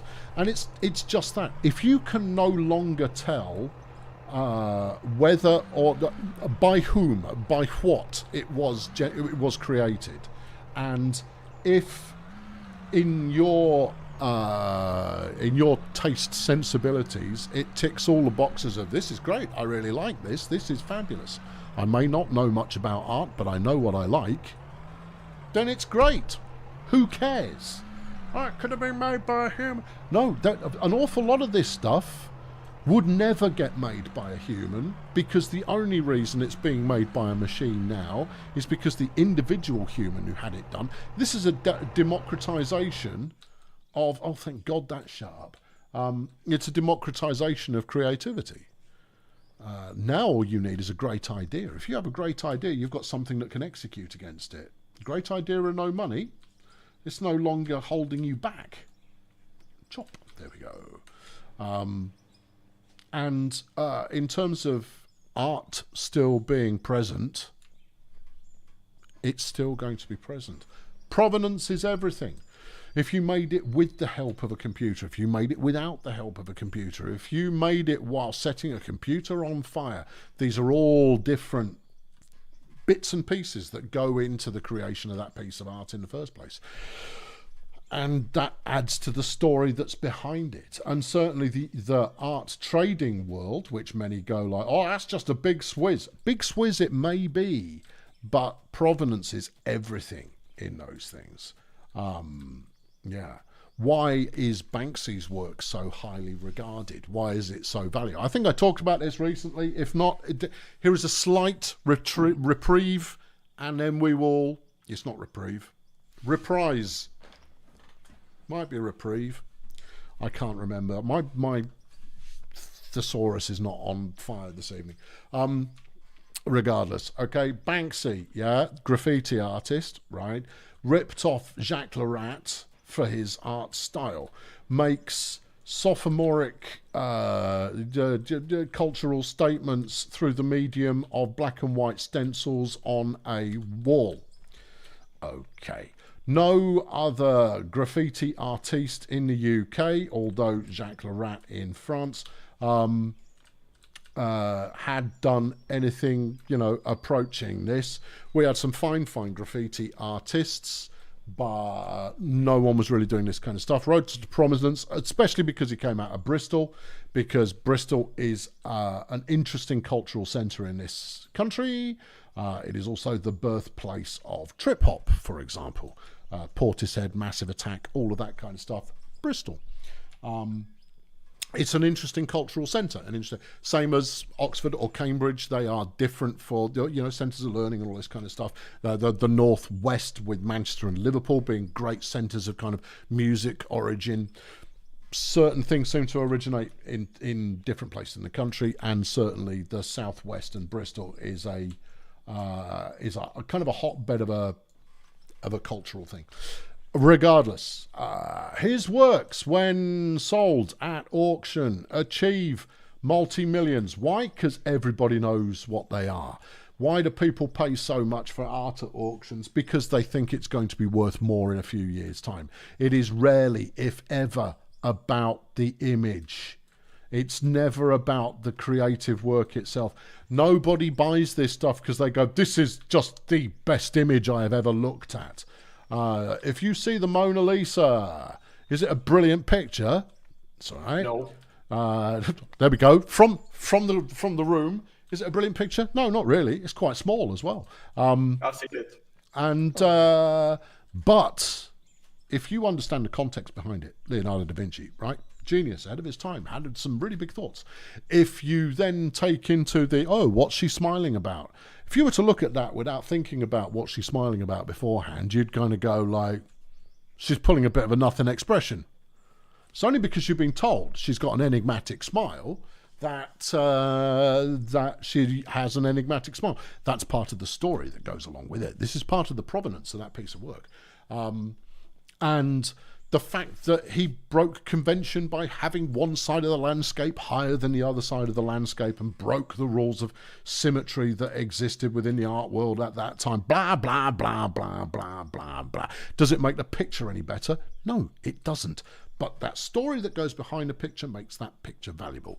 Now, Banksy, at some point, was one of his pictures, prints, whatever it was being auctioned at Sotheby's, and as part of the as the winning bid was announced, the picture went through a shredder that was built into the frame. That picture immediately, I would say, 10x'd its value, because that was covered on every... That the shredder broke was the best part of it. I bet it didn't break. I bet that was deliberate. I bet that's part of it, because that picture became so much more valuable. It was covered everywhere, in every country in the world. It is in itself the act of partial destruction adds to the value, because it's now part of the canon behind that image. And there's video footage of it happening. There's news footage that covers the video footage of it happening. You still own it. It is still authenticated. And that's art. Right? Your picture of Pokemon that you drew for a client who asked you to draw a picture of Pokemon, that you went to art school, that you've studied since the age of 6 in practicing drawing pictures, and now you can draw a really bitchin' Pokemon. when asked to do so.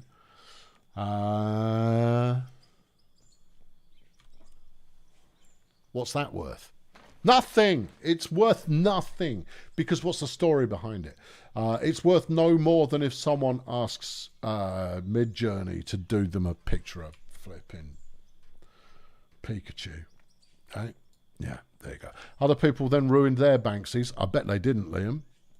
Anyone who did is an idiot, because that doesn't add any value at all. It's only the story is the value. The story is the value. And if Joe Q, I've got £1 billion, I half destroyed one of my pictures, and no one was watching, and they're going to go, oh, okay. Does that make it more value? No, I don't think it was. If let's pick another one. If Pablo Picasso was still alive and he'd decided that the world should not have Guernica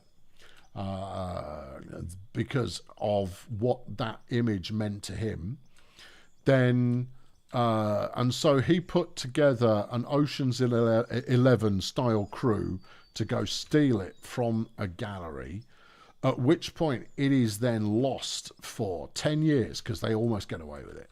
It is lost by 10 years, and it's been hidden in a drain.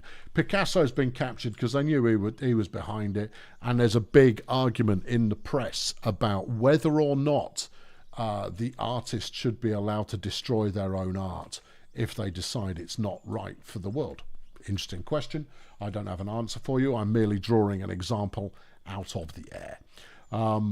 Eventually, Picasso dies, and in his will he has left instructions as to where people can find the rare canvas, although he requests it is never seen, and it is only showed in reverse from that point on, so you only see the back of the canvas. Anyway, the insurance company who originally paid out the claim from the gallery that owned it in the first place, they go retrieve the picture, and it has become slightly water damaged. And to honour Picasso's final request, they hang it back in the gallery face backwards. You cannot see the image of Guernica. You can only see the water damage on the back of the canvas. How much would that picture be compared to how much it was worth before, with that story attached to it? Loads, I reckon. Okay, look, the whole narrative there rather fizzles out because I don't have the punchline. But adding that kind of story increases its value exponentially. Exponentially.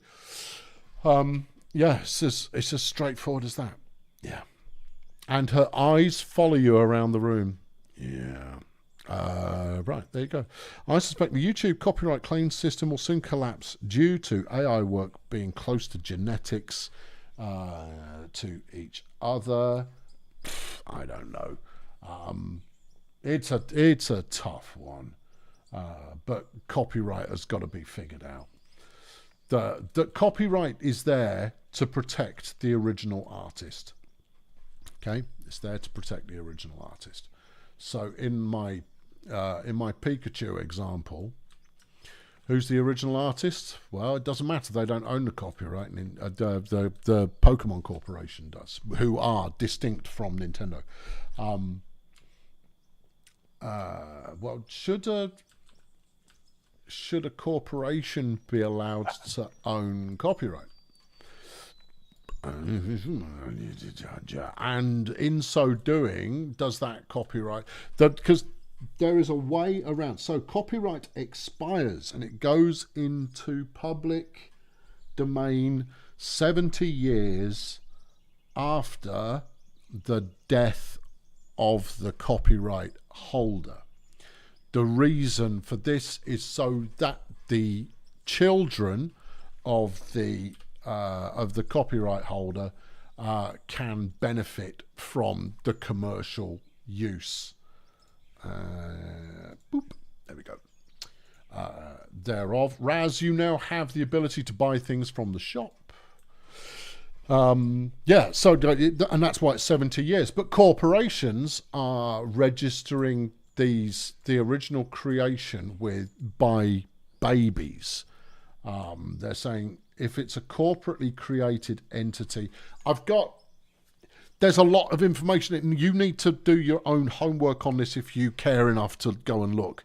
But corporations use infants that are born at the time that they want to register that copyright originally, so that they get the maximum amount of copyright enforceable time, right? Because that way you have the life of the infant, which could be anything up to, these days, 120 years, and then 70 years beyond that. That, to me, is trying to cheat the game.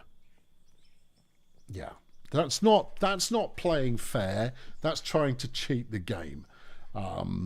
Things should enter public domain. I think the life of the artist plus 70 is perfectly reasonable. I think life of the artist plus 50 is probably fairer, or maybe dependent on the value of overall exploitation. When an art exceeds X amount of returned value to the copyright owner's descendants, then it becomes public domain. I don't know. There are fairer ways of doing it. The current one is not the way. Yeah. There you go. That's all. Yeah. It'd be great when a kid reaches 18 and says, it's mine. No, it won't work like that. Yeah. So there you go. I think Zuna, we're all getting our value from this conversation because it is a fascinating one. Both in terms of AI is going to be all anybody talks about in 2 years' time. Everyone's going to be talking about it non-flipping stop. I'll have moved on by then. I'd go, no, I was talking about this 2 years ago. I knew this was coming. Why do you think I sold my house? Well, why do you think I'm selling my house? I'm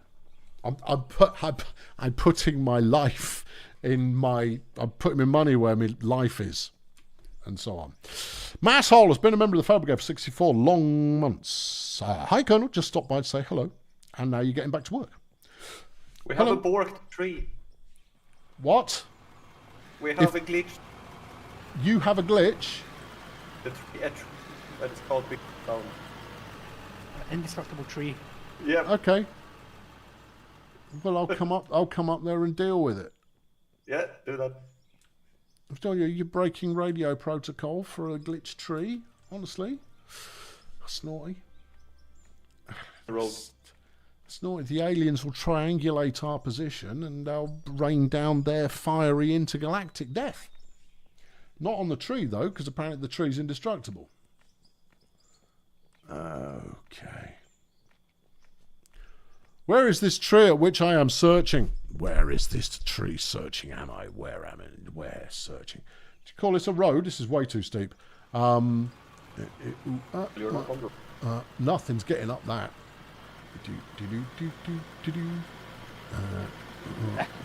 Where's this tree? What am I looking for? Other than a tree. It's up where we are. We? Where we are? Oh, right. Who? Who is we? Wolfgang. Okay. Wolfgang is the tree. Wolfgang's not a tree. He's a real human man. I am? I've seen pictures. Right. I'm a man. Alright, which tree is causing you issues? This one. Which one? The one I'm standing by.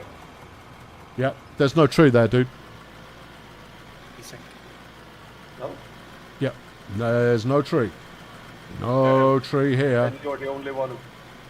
Yeah, and what am I that makes me different to the rest of you? Yeah, well the flat. Right. I'm the server host. Yep. So you're all experiencing a phantom, but there is no tree. Tell that Get to roll. back to work. Thank you. Look at this exercise in futility going on here. It's not going to work. It's too steep.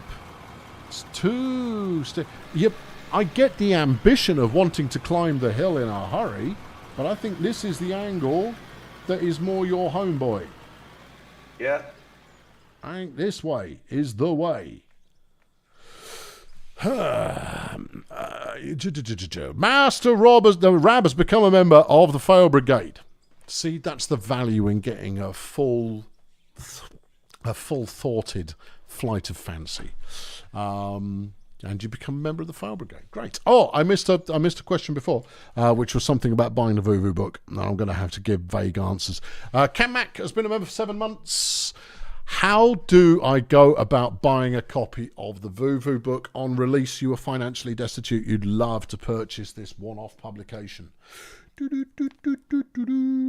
I'll give advance notice through all of that. I've got, I think, 15 more copies that I didn't realise I had, as well as the couple I'm going to give away, as well as the couple that I'm keeping for myself.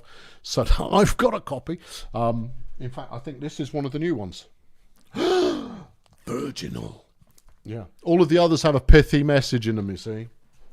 In bad hand, some of them have good handwriting, some of them don't have good handwriting. But yeah, I'll let you know. It'll be I'll relaunch the store at some point when I get round to it. I've got ideas for how I want to go about the relaunch of the store, and I'll do it then. I want to do something interesting with it, you know? Interesting. Yeah.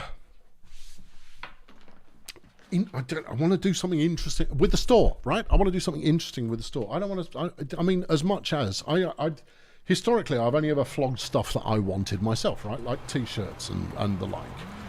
But I want to do something that's interesting and long-standing. And I'm moving away from print on demand.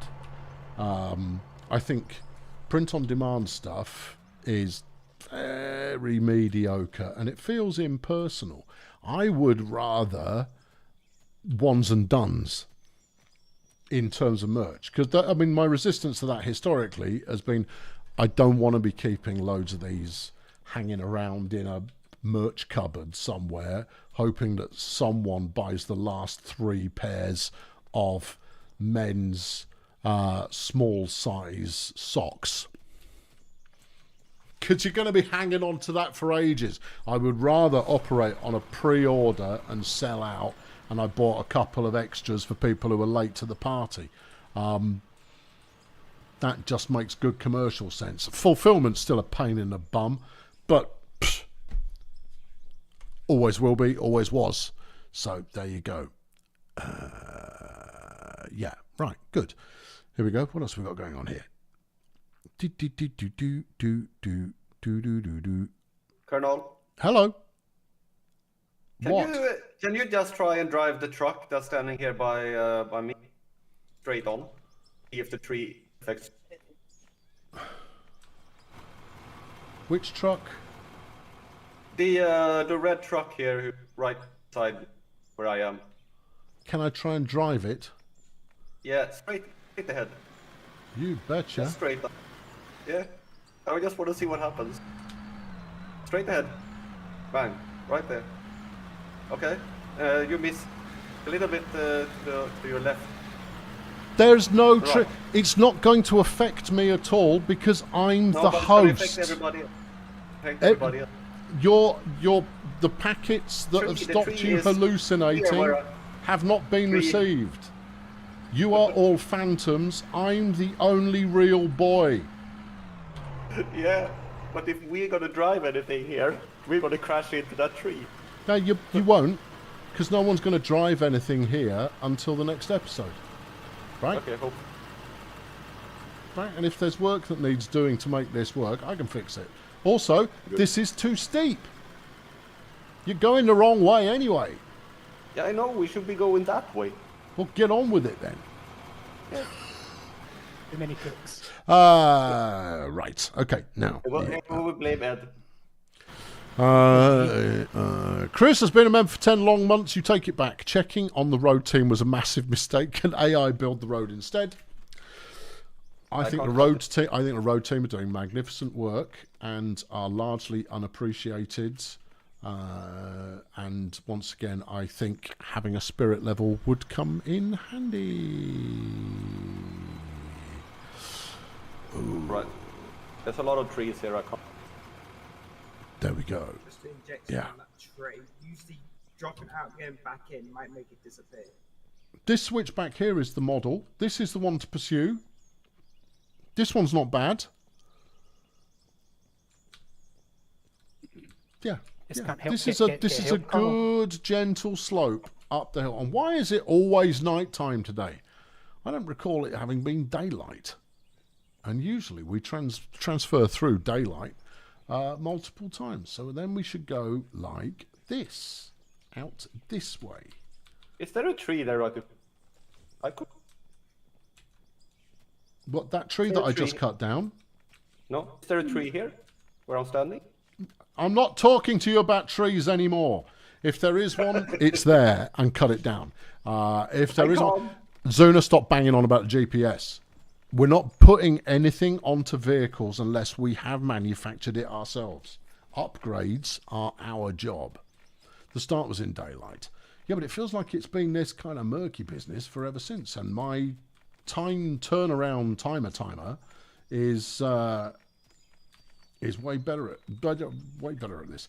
You know what? You should do the dynamite statement of intent. Good point. Yeah. All right, dynamite statement of intent coming up. Maybe you should go back to mining and let the road team work out for themselves that they built it at the wrong angle. Okay. Oh, fire in the hole. Details. Right, I'm going back to the quarry. Oops. Yeah, said that out earlier. Quarrying is life. Stone for days. Need a plumb bob. I need a plumb bob. I need a bit of string. Yeah. Yeah. Oh, whoever it was asked about asked about metalwork. No, I've not done any metalworking. I am not handy. No, I'll drill you a hole, no trouble. I'll hang you a banging pair of shelves, not an issue at all. I lack the practice at anything more complicated than that in a carpentry sense. But I'm not afraid of sawing up bits of wood. No, I've never banged the metal together. Never done that. Not worked with any kind of welding capabilities or anything along those lines.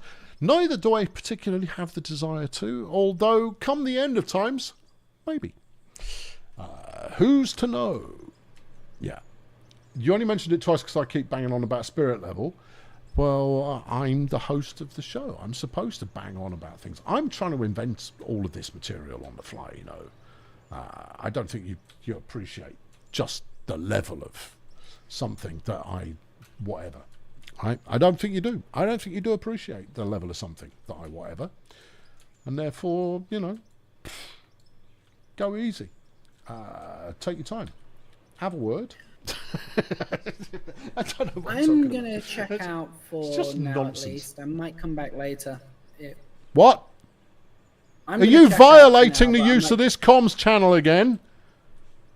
You're talking to the internet. What is it that you wish them to know? Oh, I was just going to say I'm going to check out for now. There you go. Random voice there from Discord is going to check out for now. Glad you shared that with everybody. You could have typed it. It could have been typed. Could have been typed. Understand the discipline of the voice channel of the internet.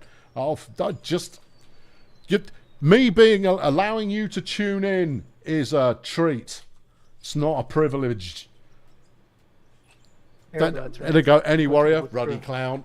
Good. That's solid. That's canonical language right there. Love it. Yeah. Oh, Cam Max had a perforated appendix, and then 8 days after the initial surgery, you had complications with the surgery, and now you've had your spleen removed. Oh, flipping heck, that's rubbish. Oof. Oof, oof. That's... Oh, yeah, I hope it improves soon. Yeah.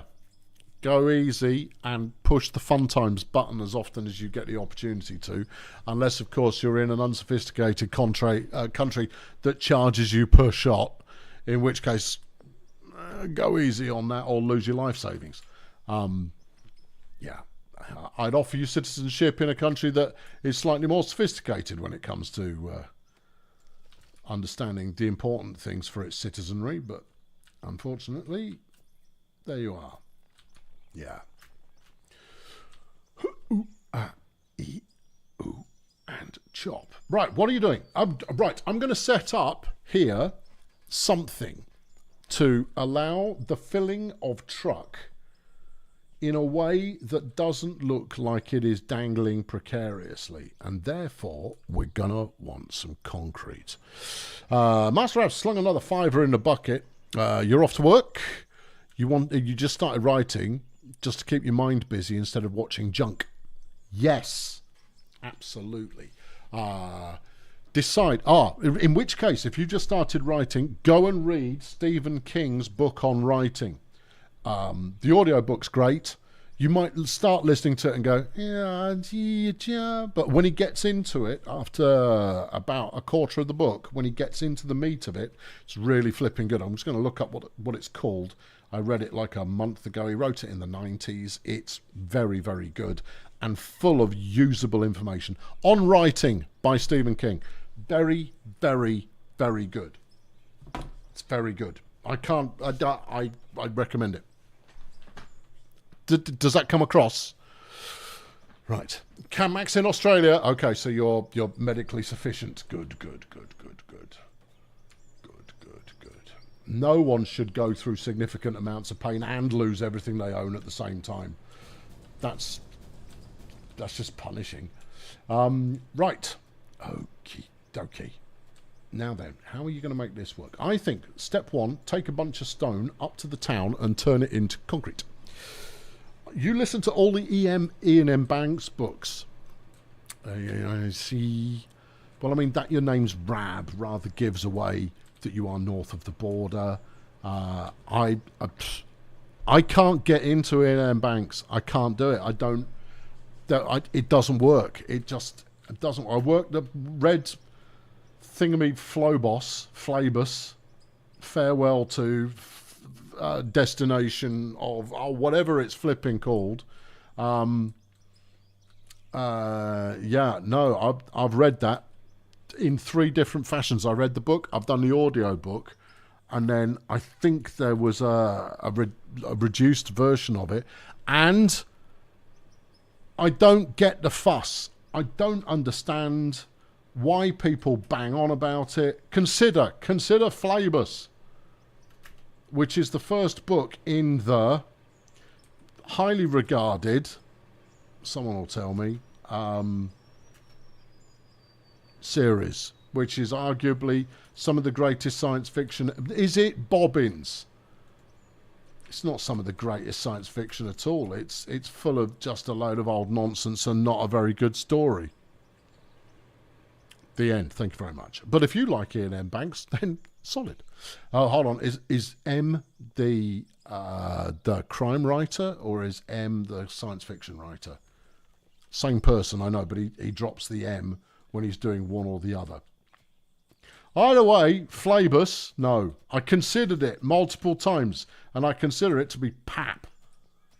I've read better stuff by crapper writers. Good. Culture, thank you, Richard. The Culture series. I thought it was just forcing stupid names in left, right, and centre to the extent that it's like, oh, Mum, I want to go and see Dune. No, honey, we've got Dune at home, and you end up with the Culture series, where it's full of invented mythology and mythos and legend and folklore and all of that kind of stuff. But it just seems so contrived, whereas in Dune it feels authentic. And that's my take, right? And I get that people dig the pants off the Culture series, but I've read that book 3 times and I think it's rubbish. Thank you. Right. Yeah. Yeah, use of weapons and player of games are both absolutely cracking. Sadly, I'll never get to them. I won't get to them. I must. It might be a case of if you read the good ones, you can then go back and appreciate the nuance that has been delivered in the ones that you initially considered bobbins. But I ain't got that kind of patience. Anyway, at the moment, I'm listening to Player Manager Book 6. Look, it's flipping lowbrow, but I quite like it. It's lowbrow and it's not brilliantly thought through, but it is quite good writing. Yeah. What is it? It's lit RPG, but it's not an isekai job. It's what's that? It's where video game mechanics apply to a real world character, right? Okay.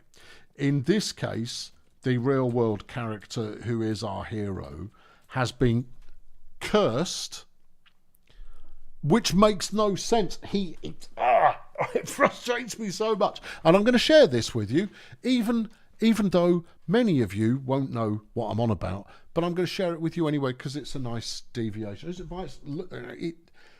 Someone called Luke Francis is involved in it. Did he write it? No, I think he might be the narrator.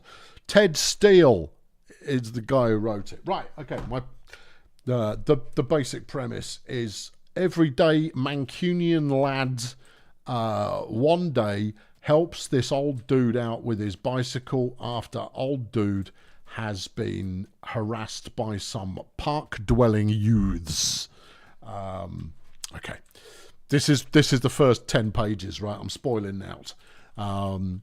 The old bloke, they chat on the way to the old bloke's house because he decides to walk him back. And the old bloke then gives him football manager powers, as in the video game Football Manager. It is later, in book 1, you kind of go, no, that sounds brilliant. Yeah, not only is he... no, I will spoil it for you because most of you won't read it.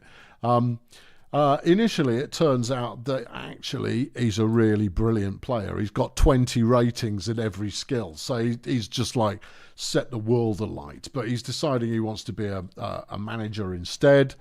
Blah, blah, blah, blah, blah. Right? It's great. I do believe in spoilers. I do think you can wreck things for people. But I also think that spoilers come with a statute of limitations. Whereby it is called to talk about it. So, for example, The Sixth Sense. It's fine to blow the ending of The Sixth Sense or Seven. But I think you can be a dick about it and ruin a piece of art for someone who hasn't seen it. In many cases, a Marvel movie, it just doesn't matter. It just does not matter. The Marvel movies are so flimsy and insubstantial that it just doesn't matter. Matters to a Marvel fan, though, doesn't it? Right. Anyway, in the first book, it's like, great, he's now this football wizard. And, you know, he's got a user interface and all kinds of things. It's set in the real world. There's a lot of suspending your disbelief going on here, but it's a yarn that carries on. It's like you said earlier about Dusk Till Dawn. Absolutely. Go in blind to watching Dusk Till Dawn for the first time, and anyone who spoils that for you by giving the game away is a dick. There you are. Right. When they do it knowingly. If they do it accidentally, then no harm, no foul. But at the same time, if they know you're about to watch it and you go, oh, that minute in the bar when they all then and you kind of go like, why would you do that? Why would you deliberately ruin the story for them? Why would you ruin the best bit of this otherwise so-so film? Yeah, there you go. Right, anyway, yeah, so in the second book in this series, on which I am now on book 6, and this is most definitely not going to be the last book in the series, in the second book, he starts describing it as a curse. And you kind of go, but this is all upside. There's nothing but upside in this curse that you are describing as curse. This is a boon. It is no curse, sir. Yeah, he repaints he reframes it because all of a sudden he needs an adversary, and and so he starts referring to this thing as a curse, despite it having no downsides. It's going to have to work hard to make that one work. Yeah. You hated the twist. Did you really? Okay, interesting. I thought it made the movie because I thought it was quite bland up to that point. I thought it was quite ordinary, and then the twist made it a lot of fun, or it made it not what I was expecting. I heard, and this is really clever. If you're interested in writing, who was it said this? I think it was Jason Pargin said this about a month ago. All right, we're going to be talking about Predator. We're not talking about movie recommendations. This is about writing. Right, so it's not, because we've all seen Predator, right? Everyone here, right, the 300 of us in this current environment, we've all seen Predator. I'm going to need a really good reason from you if you haven't seen Predator, but okay. Okay, so you have to understand Predator from the context. I can see it rubbing you the wrong way if you're not into that kind of movie. Dust Till Dawn again. Yeah, gratuitous. Yeah, but I mean, you're watching a movie with Tarantino in it, and George Clooney's got a neck tattoo. I mean, there's only one way this movie is going. All right, it's the 1980s. In the 1980s, action movies always starred really hugely muscular, overblown dudes, right? Huge muscular Schwarzenegger and Sylvester Stallone, Kurt Russell to some degree as well, but they had Jean-Claude Van Damme. You could hilariously throw Steven Seagal in there as well, but it doesn't hold water. Steven Seagal is weird and is an outlier for me, so let's not dwell there. He's also mental. He is also mental. Right, but an 80s action movie is all about big, muscular blokes beat people up, right? That's basically it. If you consider a movie like Commando or Raw Deal or First Blood or anything like that, right? The big, muscly hero is effectively bulletproof. If you look at the dudes who are getting beaten up, these are all regular sized dudes who are getting slapped senseless, yeah, by the big muscular dude. The big muscular dude is going to win. Right, so consider big muscular dude action movie as a genre, if you will. And the reason that Predator works so well is because all of the setup is saying to the audience, this is a big, muscly dude action movie. You know what to expect. You get off the you get off the chopper, and you've got the broest of bro handshakes of all time. The total musculature of it in its entirety. Right? And to an audience, you are subconsciously communicated, this is a bro action movie. The format of these follows one way. They're then on the chopper and they're heading out into the jungle. And, and there's sick banter going on in the chopper. It's the bants, right? It's the bro action movie, big muscly dude bants in the chopper. It is. We're telling you over and over again, this is a big action dude movie right here. You know what to expect. They then go and raid the village with the bandits who've killed the CI. Who cares? And these are all standard sized dudes who take an absolute kicking from the big muscly dudes with their big muscle dude guns. Arnold's gun is a big muscle dude gun with a grenade launcher. You've got you've got Blaine's mini gun, which is a bigger than big dude's gun thing. Billy's got his flipping knife that's the same length as the Serengeti. Everything is telling you this is the kind of movie you've already seen. This is a movie you are familiar with. You know how this plot works. Here's why it works so well as a movie. It's not a big muscle action dude movie. It's a slasher movie. And instead of the slasher's victims being teenage girls at a weekend house party, it's big muscle action dudes. It thinks it's that the whole setup of it is that these dudes, they all believe themselves to be in that kind of movie, but they're in a completely different movie. And that's what makes it so good. In context, it's a great movie out of context, but in context, it's flipping genius. And so where am I going with this? It's about subverting expectations. It's about your audience.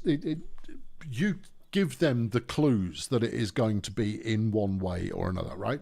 You tell this tale of how this is going to be. This ties back into Dusk Till Dawn as well. When I watched Dusk Till Dawn for the first time, I thought, this is a cool dude gangster movie of the early 2000s, like many hundreds of others that have been released around this time in the follow-on from Reservoir Dogs, right? Very much on vogue. Everyone's into it.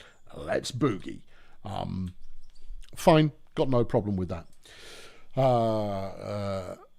And then it turns out that's not the movie at all. It's really good. It just doesn't quite go far enough reframing the kind of movie that it is, which is not what Predator does. What Predator does is it completely subverts the genre it set you up to think you're watching. This is not my take. It's not my take. I believe it was Jason Pargin who said it, who is a novelist who I cannot rate highly enough. He used to write for Cracked, the comedy site. He used to write under the name Jason Wong. The first in the series is called John Dies at the End. It's great. But I didn't read that one first. I read the second one first. And the second one is, this book is full of spiders. Seriously, dude, don't open it. And it is insane, and it's characterful, and it's anarchic, and so clever. It's very, very clever. It's funny. Is it gruesome? Not really. It's probably got a little bit of gruesome going on in there. But yeah, the first book in the series, John Dies at the End, which is very funny and anarchic and random and hilarious and funny. The second book, carries on. And then he's wrote the second series, which the first one of which is called Fancy Suits and Ultraviolence, I think it's called, and that's that's good as well, because the writing is a very high standard. But I read everything he puts out, and he doesn't put out anything like enough. He writes far too flipping slowly for my taste. There you go. Right. An era where a bunch of wisecracking walking war crimes could plausibly be the good guys until things go wrong. Not plausibly, are the good guys. They are the good guys. They're the good guys. They're going to win. There is no doubt that they're going to win right up until the point that the Predator starts bumping them off one by one. And there's one more point in there as well. At the end of the movie, the hero shot at the end of the movie with Schwarzenegger on the chopper, he doesn't look like the hero. He looked like he barely made it out by the skin of his teeth. He looks completely blitzed. And then there's another weirdness to the outro as well, the closing credits, because you have all of the significant cast members effectively do to the camera in the closing credits, which is great. It works so well in the in context, but it really doesn't fit what just happened. Amazing.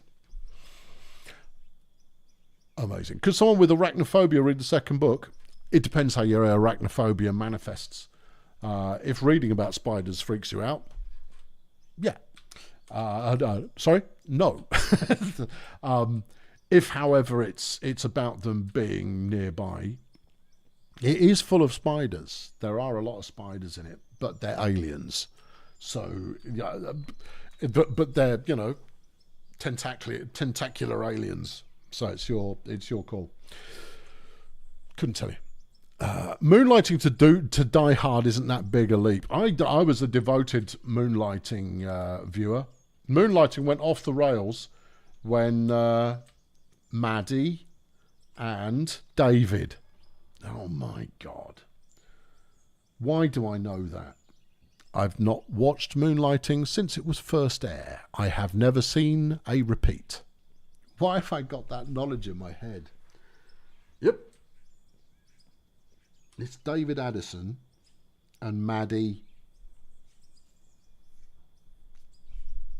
Can't remember. Anyway, Sybil Shepherd. Yeah, when they got together as a couple, that series fell apart. Up until that point, it was the friction between the two of them. Just made it great. And the wise cracking. Yeah. There you go. There we go. Yeah, good. I remember some really weird stuff. The way my memory works is really interesting. It's not that it's weird. It's that I found it interesting at the time. If I find something interesting, and it doesn't matter what it is, if I find it interesting, it's in there like a flipping metal spike. And the bit that is interesting is when it's accessed. If I start trying to think of, it's like I'm trying to think of Sybil Shepherd's character's surname in Moonlighting right now, and I don't think it's in there. My initial riffling through the library cards has gone, don't think we've got it.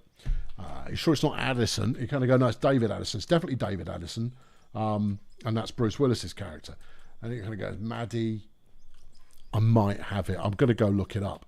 So it's in there, and it might come to me in 10 minutes time because I've set the brain weevils to go look at it. It begins with an H. Are you sure? It's not Harris. No, it's not. It'll be Maddie. No. If it's not in there, I won't get it. If it's in there, it'll come to me. So it's a fascinating thing to try and study how your own operating system works. It's really, really interesting to try and get a feel. It's like it comes without a flipping manual. So you've got to figure out how it works and then how you can make it actually do what you need it to do.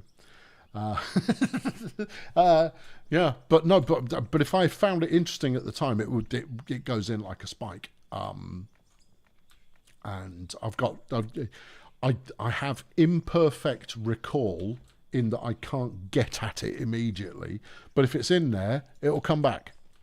I've sent the weevils out to go get it. Yeah. Right. Good. I think I'm done with this for today. You know, I might do a little bit more general pottering around, but I'm not achieving anything else. I'm just having a conversation with you nice people on the internet while I aimlessly run around the place. I need a bit more concentration to actually start making concrete. Just Maddie Hayes. Would I have got it?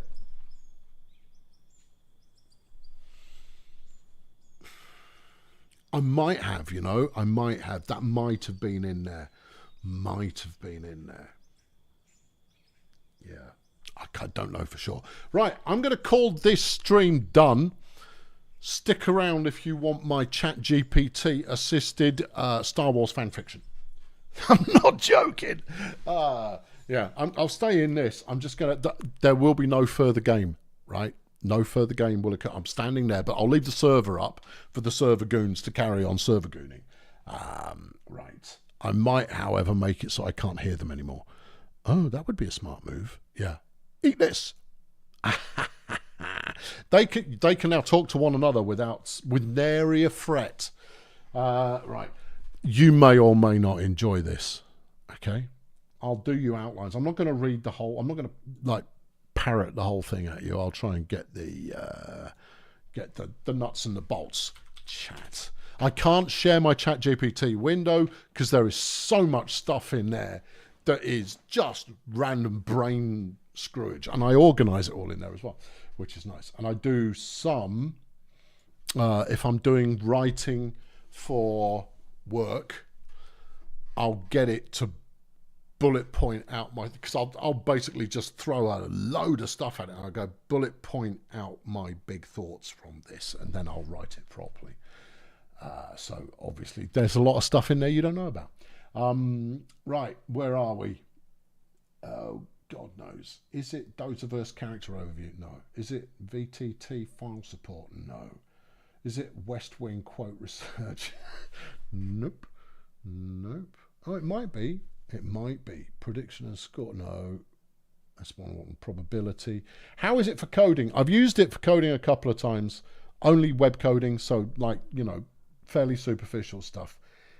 It's okay. Where it's strong, though, is in coding the same way you do. So if you give it a code snippet and you've named a bunch of variables in a particular way, it will very happily, and then if you formatted things in a particular way, it will mimic that formatting and those naming conventions perfectly. It's really interesting. Even if your coding style is bloated, which mine is. Yeah. I didn't delete it. No. Why did I need this? Why did I need this? Oh, yeah. Oh, yeah. It's a good idea. It is a good idea. Oh, yeah. I know. This. Okay, so this is the VTT file support, right? Which is for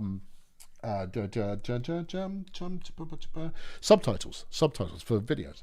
I'm working with it to work on rough pacing for an idea so that there is ebb and flow.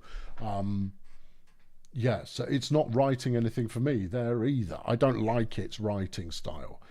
So I'll always be writing it, but it can help with things like pacing fictional world scenarios. I don't think that's it. Here we go. Right, there we are. Fictional world scenarios. Right. I think I intended to do this for about 10 minutes, but I think I ended up doing it for about an hour. It's great fun. Oh, I totally recommend it to the council. I'll go to the beginning. I'll give you the initial what I asked for because it was interesting. Good afternoon, chat, says I. We're going into some hypothetical storytelling using established works of fiction as the starting point. You're doing the storytelling here, but let's keep it compact, stick to the main story beats and bullet point timelines to keep us trotting along. When you feel there is a pivotal point, ask me what happens next, then extrapolate based on the source material likely outcomes. Choose your own adventure with no particular end point in mind. That's how I write prompts, baby. Yeah. Sophisticated. All right, there we go.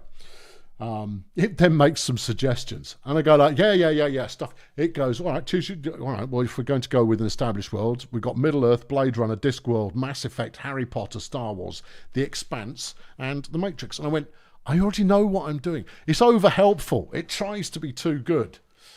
We're going to go with Star Wars, says I. We'll start out with The Phantom Menace and see where we get to. You scene set, I'll then follow up when prompted to do so. Splendid. We'll launch at the Phantom Menace, he says he. Familiar ground, blah, blah, blah, blah, blah, blah, blah, blah, blah. Now, it decided that the first pivotal point was So Qui-Gon has just done the Battle of Naboo. He defeats Darth Maul. Oh, didn't I tell him that that was supposed to happen? No. He said that Qui-Gon actually survives fighting Darth Maul. So what we're looking at is Qui-Gon lives and trains Anakin. Obi-Wan steps out of the master-apprentice dynamic. Does Qui-Gon change the course of Anakin's destiny? Okay, so I've then said, so I'll get better at telling you what the summary is all about. Qui-Gon continues to train Anakin, but the wrong lessons seem to be sticking. Instead of learning to hold his emotions back, he takes more of a lead from Qui-Gon's willingness to disregard rules in order to achieve what he wants. Obi-Wan deserves this happening and cautions Qui-Gon, who is naturally dismissive. I wrote this. Obi may not be the apprentice any longer, but it doesn't change the relationship between them. Obi-Wan seeks out Dooku for guidance on keeping young Anakin on the right path. This makes sense, right? Because Dooku is the dude who trained. I didn't say it was good. Right. And so the next chapter is called Phantom Shadows. Right. Yeah. Key developments year by year. Anakin excels in lightsaber technique, force control, questioning orders, even from the council. Qui-Gon encourages listening to the living force, which Anakin interprets as following his instincts. Children for you, innit? Obi-Wan voices concern. Qui-Gon waves it off. Yeah, because, Obi-Wan's a stiff. Obi-Wan discreetly travels to Sereno, where it's seeking out Count Dooku. Here's the summary at the fork point, which is like a couple of years later down the line. Dooku returns to Coruscant under the pretext of reconciliation. He requests to observe the Jedi Temple's archives and see the boy Obi-Wan warned him about. Qui-Gon's suspicious, Obi-Wan is anxious, Anakin is intrigued. Right, I go. Relationships don't just break without a reason. Qui-Gon still respects his former master, who has evolved his understanding of the Force to be the means justifies the ends. Anakin naturally sides with Dooku. Obi-Wan doesn't know what to do and goes to the council with his concerns. Obi-Wan's like, I don't know. Obi-Wan, what a lightweight.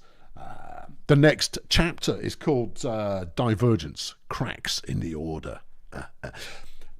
The only reason that I'm taking you through this terrible Star Wars fan fiction is that my ending is so much better. My ending is brilliant. I'm even going to have to censor myself because in some of these prompts I start swearing quite a lot when Mace Windu turns up. Right, okay, so yeah, right, okay. What happens next? Dooku returns. There's the quiet drift. Anakin begins asking dangerous questions in the temple. If the council makes mistakes, who corrects them? Why should the Jedi serve a corrupt Senate? Oh yeah, the Senate's being called into question here as well. Isn't fear sometimes useful? Warning! Obi-Wan speaks privately with Yoda and Macy Boy Windu. He warns Qui-Gon and Dooku are both nudging Anakin towards a dangerous absolutism. Oh no. The council listens and does nothing because that's what the council does. They fear driving Dooku further away. They fear creating a schism with Qui-Gon, whose reputation and past heroics still carry weight. They quietly fear Anakin, who is maybe the convergence in the Force time. This is all good stuff. A Jedi team is dispatched to the Mid-Rim, because these things happen. Piracy and slavery activity tied to the remnants of Ziggurat and Zygarian, could be. Operations, never heard of it. I don't care about extended fiction. Qui-Gon, Anakin and Obi-Wan are sent. Dooku volunteers to accompany them as a civilian advisor. He knows the thing. The mission devolves into a skirmish. Slavers are wiped out in a stunningly brutal fashion led by Anakin's unrestrained assault. Dooku praises Anakin. You did what was necessary. You saved the innocent, not the rules. Nice. Qui-Gon is shaken, but he defends the outcome. Better 10 dead slavers than 1 lost child. Obi-Wan clutches his pearls, reports back, grasses them up to the council. Anakin executed prisoners. Dooku encouraged him. Qui-Gon didn't stop it. So, what happens next? The council has called for a formal review of Anakin's apprenticeship, possibly stripping Qui-Gon of his role as master. Qui-Gon refuses to comply and Dooku supports him. The stage is set. A Jedi walkout? No, it can't possibly be. Here's my new prompt. It is at this point that Palpatine makes his move. He's aware of the machinations going on, and despite his dark-sidedness, he's opting to wait until conversion is a certainty. Anakin required coaching and crisis before he flipped. Sidious doesn't just want to convert 1 or 2 Jedi, he wants as many as possible. Because of the fractious nature of the Jedi Order, as Chancellor Palpatine moves to sever the official... Palpatine moves to sever the official relationship between the Senate and the Council using the recent butchery by the renegade Jedi, Dooku, Anakin and Qui-Gon as further evidence of them not being up with the ideals of the Republic. Right? Split them off. Right, so AI then stroked my hair and told me I was wonderful. I go, excellent. This is both chillingly plausible and tactically sound. Palpatine weaponizing a Jedi schism as justification to disempower the Order rather than destroy it outright. The slow boil before the purge. I went like, yeah, I know, I'm that good. If you ever want the feeling of, yeah, I know, I'm that good, get the robot to tell you. Right, okay, here we go. What's happening next? Right, political manoeuvring. Palpatine addresses the Senate. I can't decide how to pronounce his name. Get over it. The Jedi were once noble guardians. Now they act with impunity above reproach. This must end. Yeah. It proposes a Jedi responsibility charter, stripping Jedi of legal authority when acting beyond council orders. In practice, all Jedi missions now require sanctioning by the Senate. They've been nerfed. All right, moving on. Another year. The media coins the term the Grey Jedi movement. Defectors have now formed their own enclave on an outer rim. Oh no, this is who goes to join the Grey Jedi. Dooku and Qui-Gon go like, no, I'm not signing up for this behaviour. They resign publicly, denouncing the Council and the Senate. A dozen other Jedi go with them. Anakin wants to say, but he chooses to follow Qui-Gon, because you would. He's the boss. And the media calls them the Grey Jedi. So there's now 2 Jedi factions going on. Palpatine commissions a private security force called the Republic Guardian Corps, led by loyal, charismatic officers with unknown Sith backing. I didn't want to involve the Sith. This is the robot. He's trying to force it in there. You kind of go, easy there, Tiger. I can do this much cleaner. Anyway, here's the fork. While on a mission, Anakin is out on a mission with Qui-Gon. Anakin is ordered not to interfere in a civil dispute on a neutral planet. He does anyway, rescuing one faction, dooming another one. When questioned, he says, I didn't come here to watch people die because politicians were indecisive. Spicy words. Love it. He sees Qui-Gon sees his own philosophy twisted with Anakin's choices. He's now got everything. Everything's going all over the place. Here's my next little shove. How much of this is left? Oh, a bit. Republic propaganda now enshrines the Grey Jedi as official guardians of justice.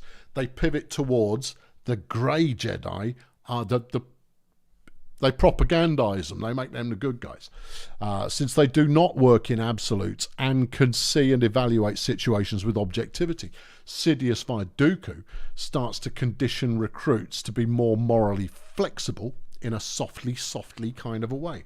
The Council remnants, Yoda and Windy and Obi-Wan, few others, leave Coruscant due to daily protests outside the Jedi Temple from all these people that have been radicalised against them. They head for Naboo, since Amidala was sympathetic to the cause, and it's one of the few planets from the Star Wars universe that I can name.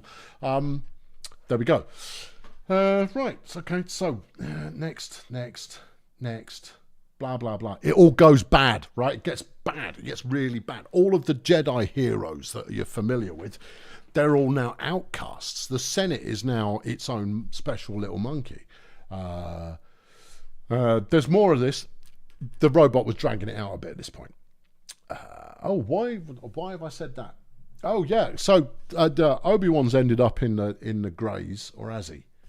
No, wait, I've missed important news.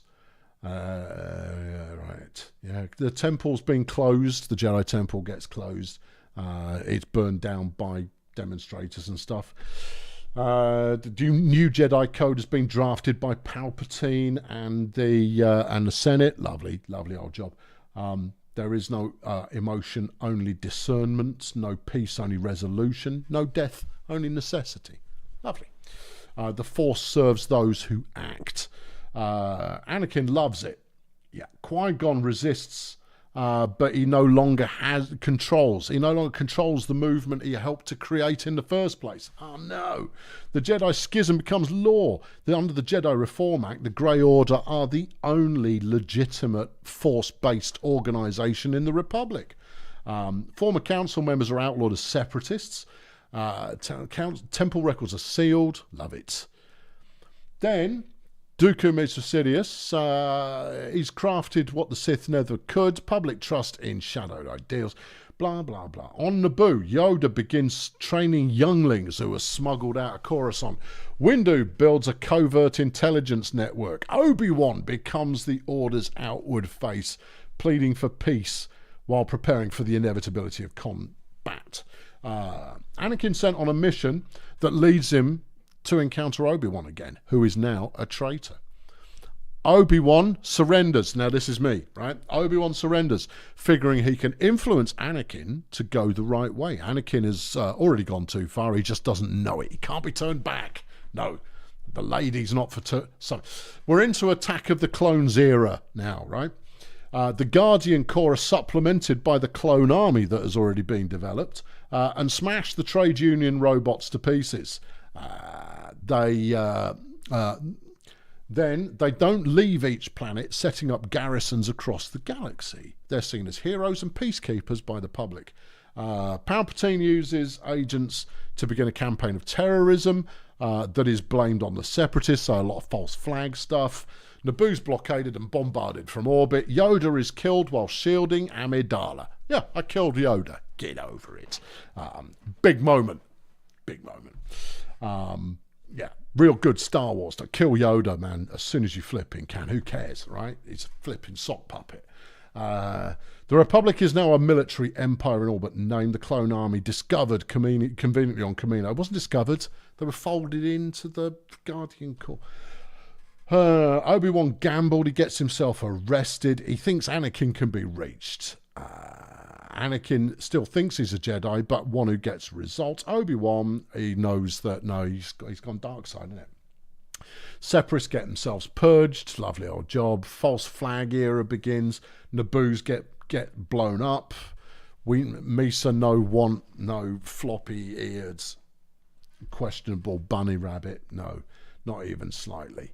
And Yoda gets bombed from orbit. Flipping love this stuff.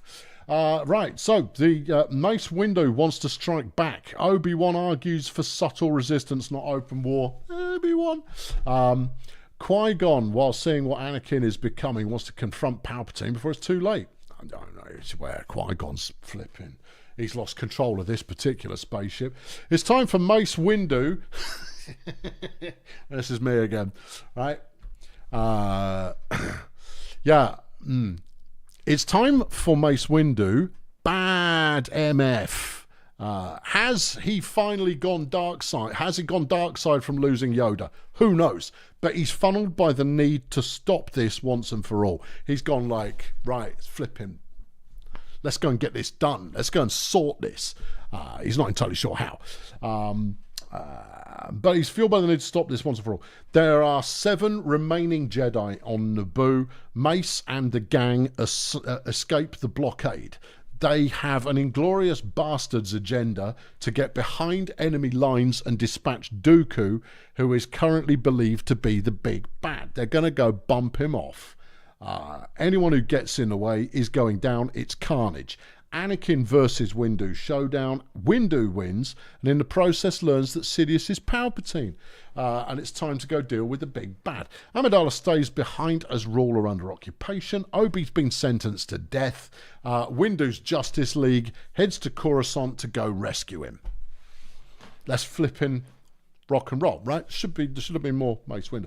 Then we're building up to the punchline, right? The punchline is en route. It will be here shortly. Star Wars Divergence, The Last Seven. Yeah. There's money in here. Mace Windu's Dirty Half Dozen. It just keeps throwing titles at me at this point. He's clearly on board.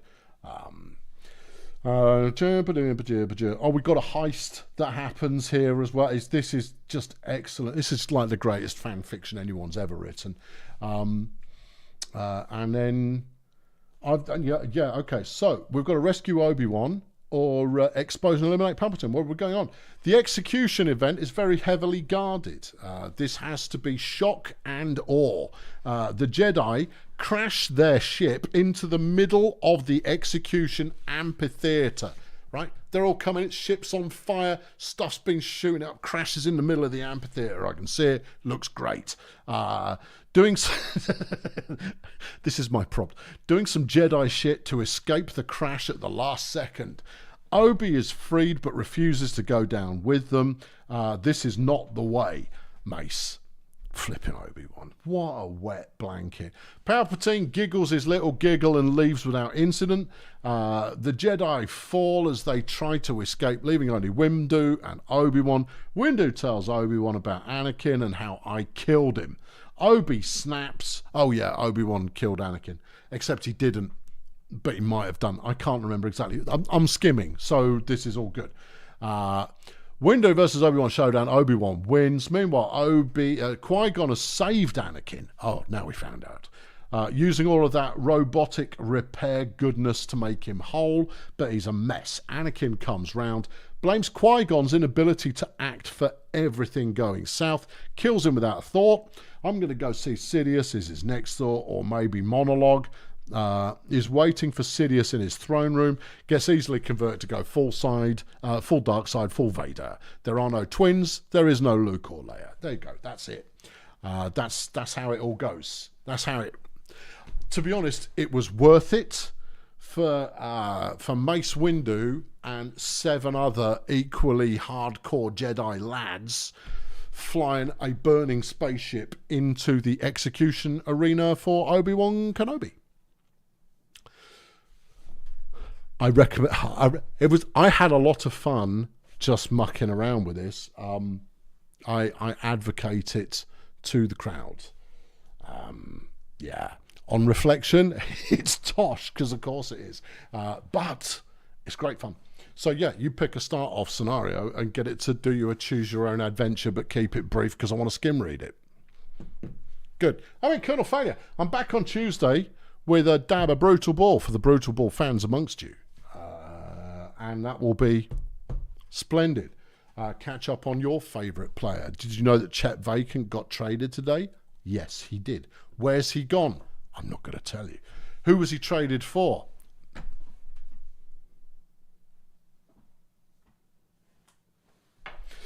I'll tell you when I tell you. Right, okay, thanks very much for watching. Have yourselves a lovely old remainder of your weekend, and I'll talk to you soon. I've got to find the right button. I've got to make this easy for myself. But for now, finding the right button is the easy way to go. Let's go for this one. Cheerio.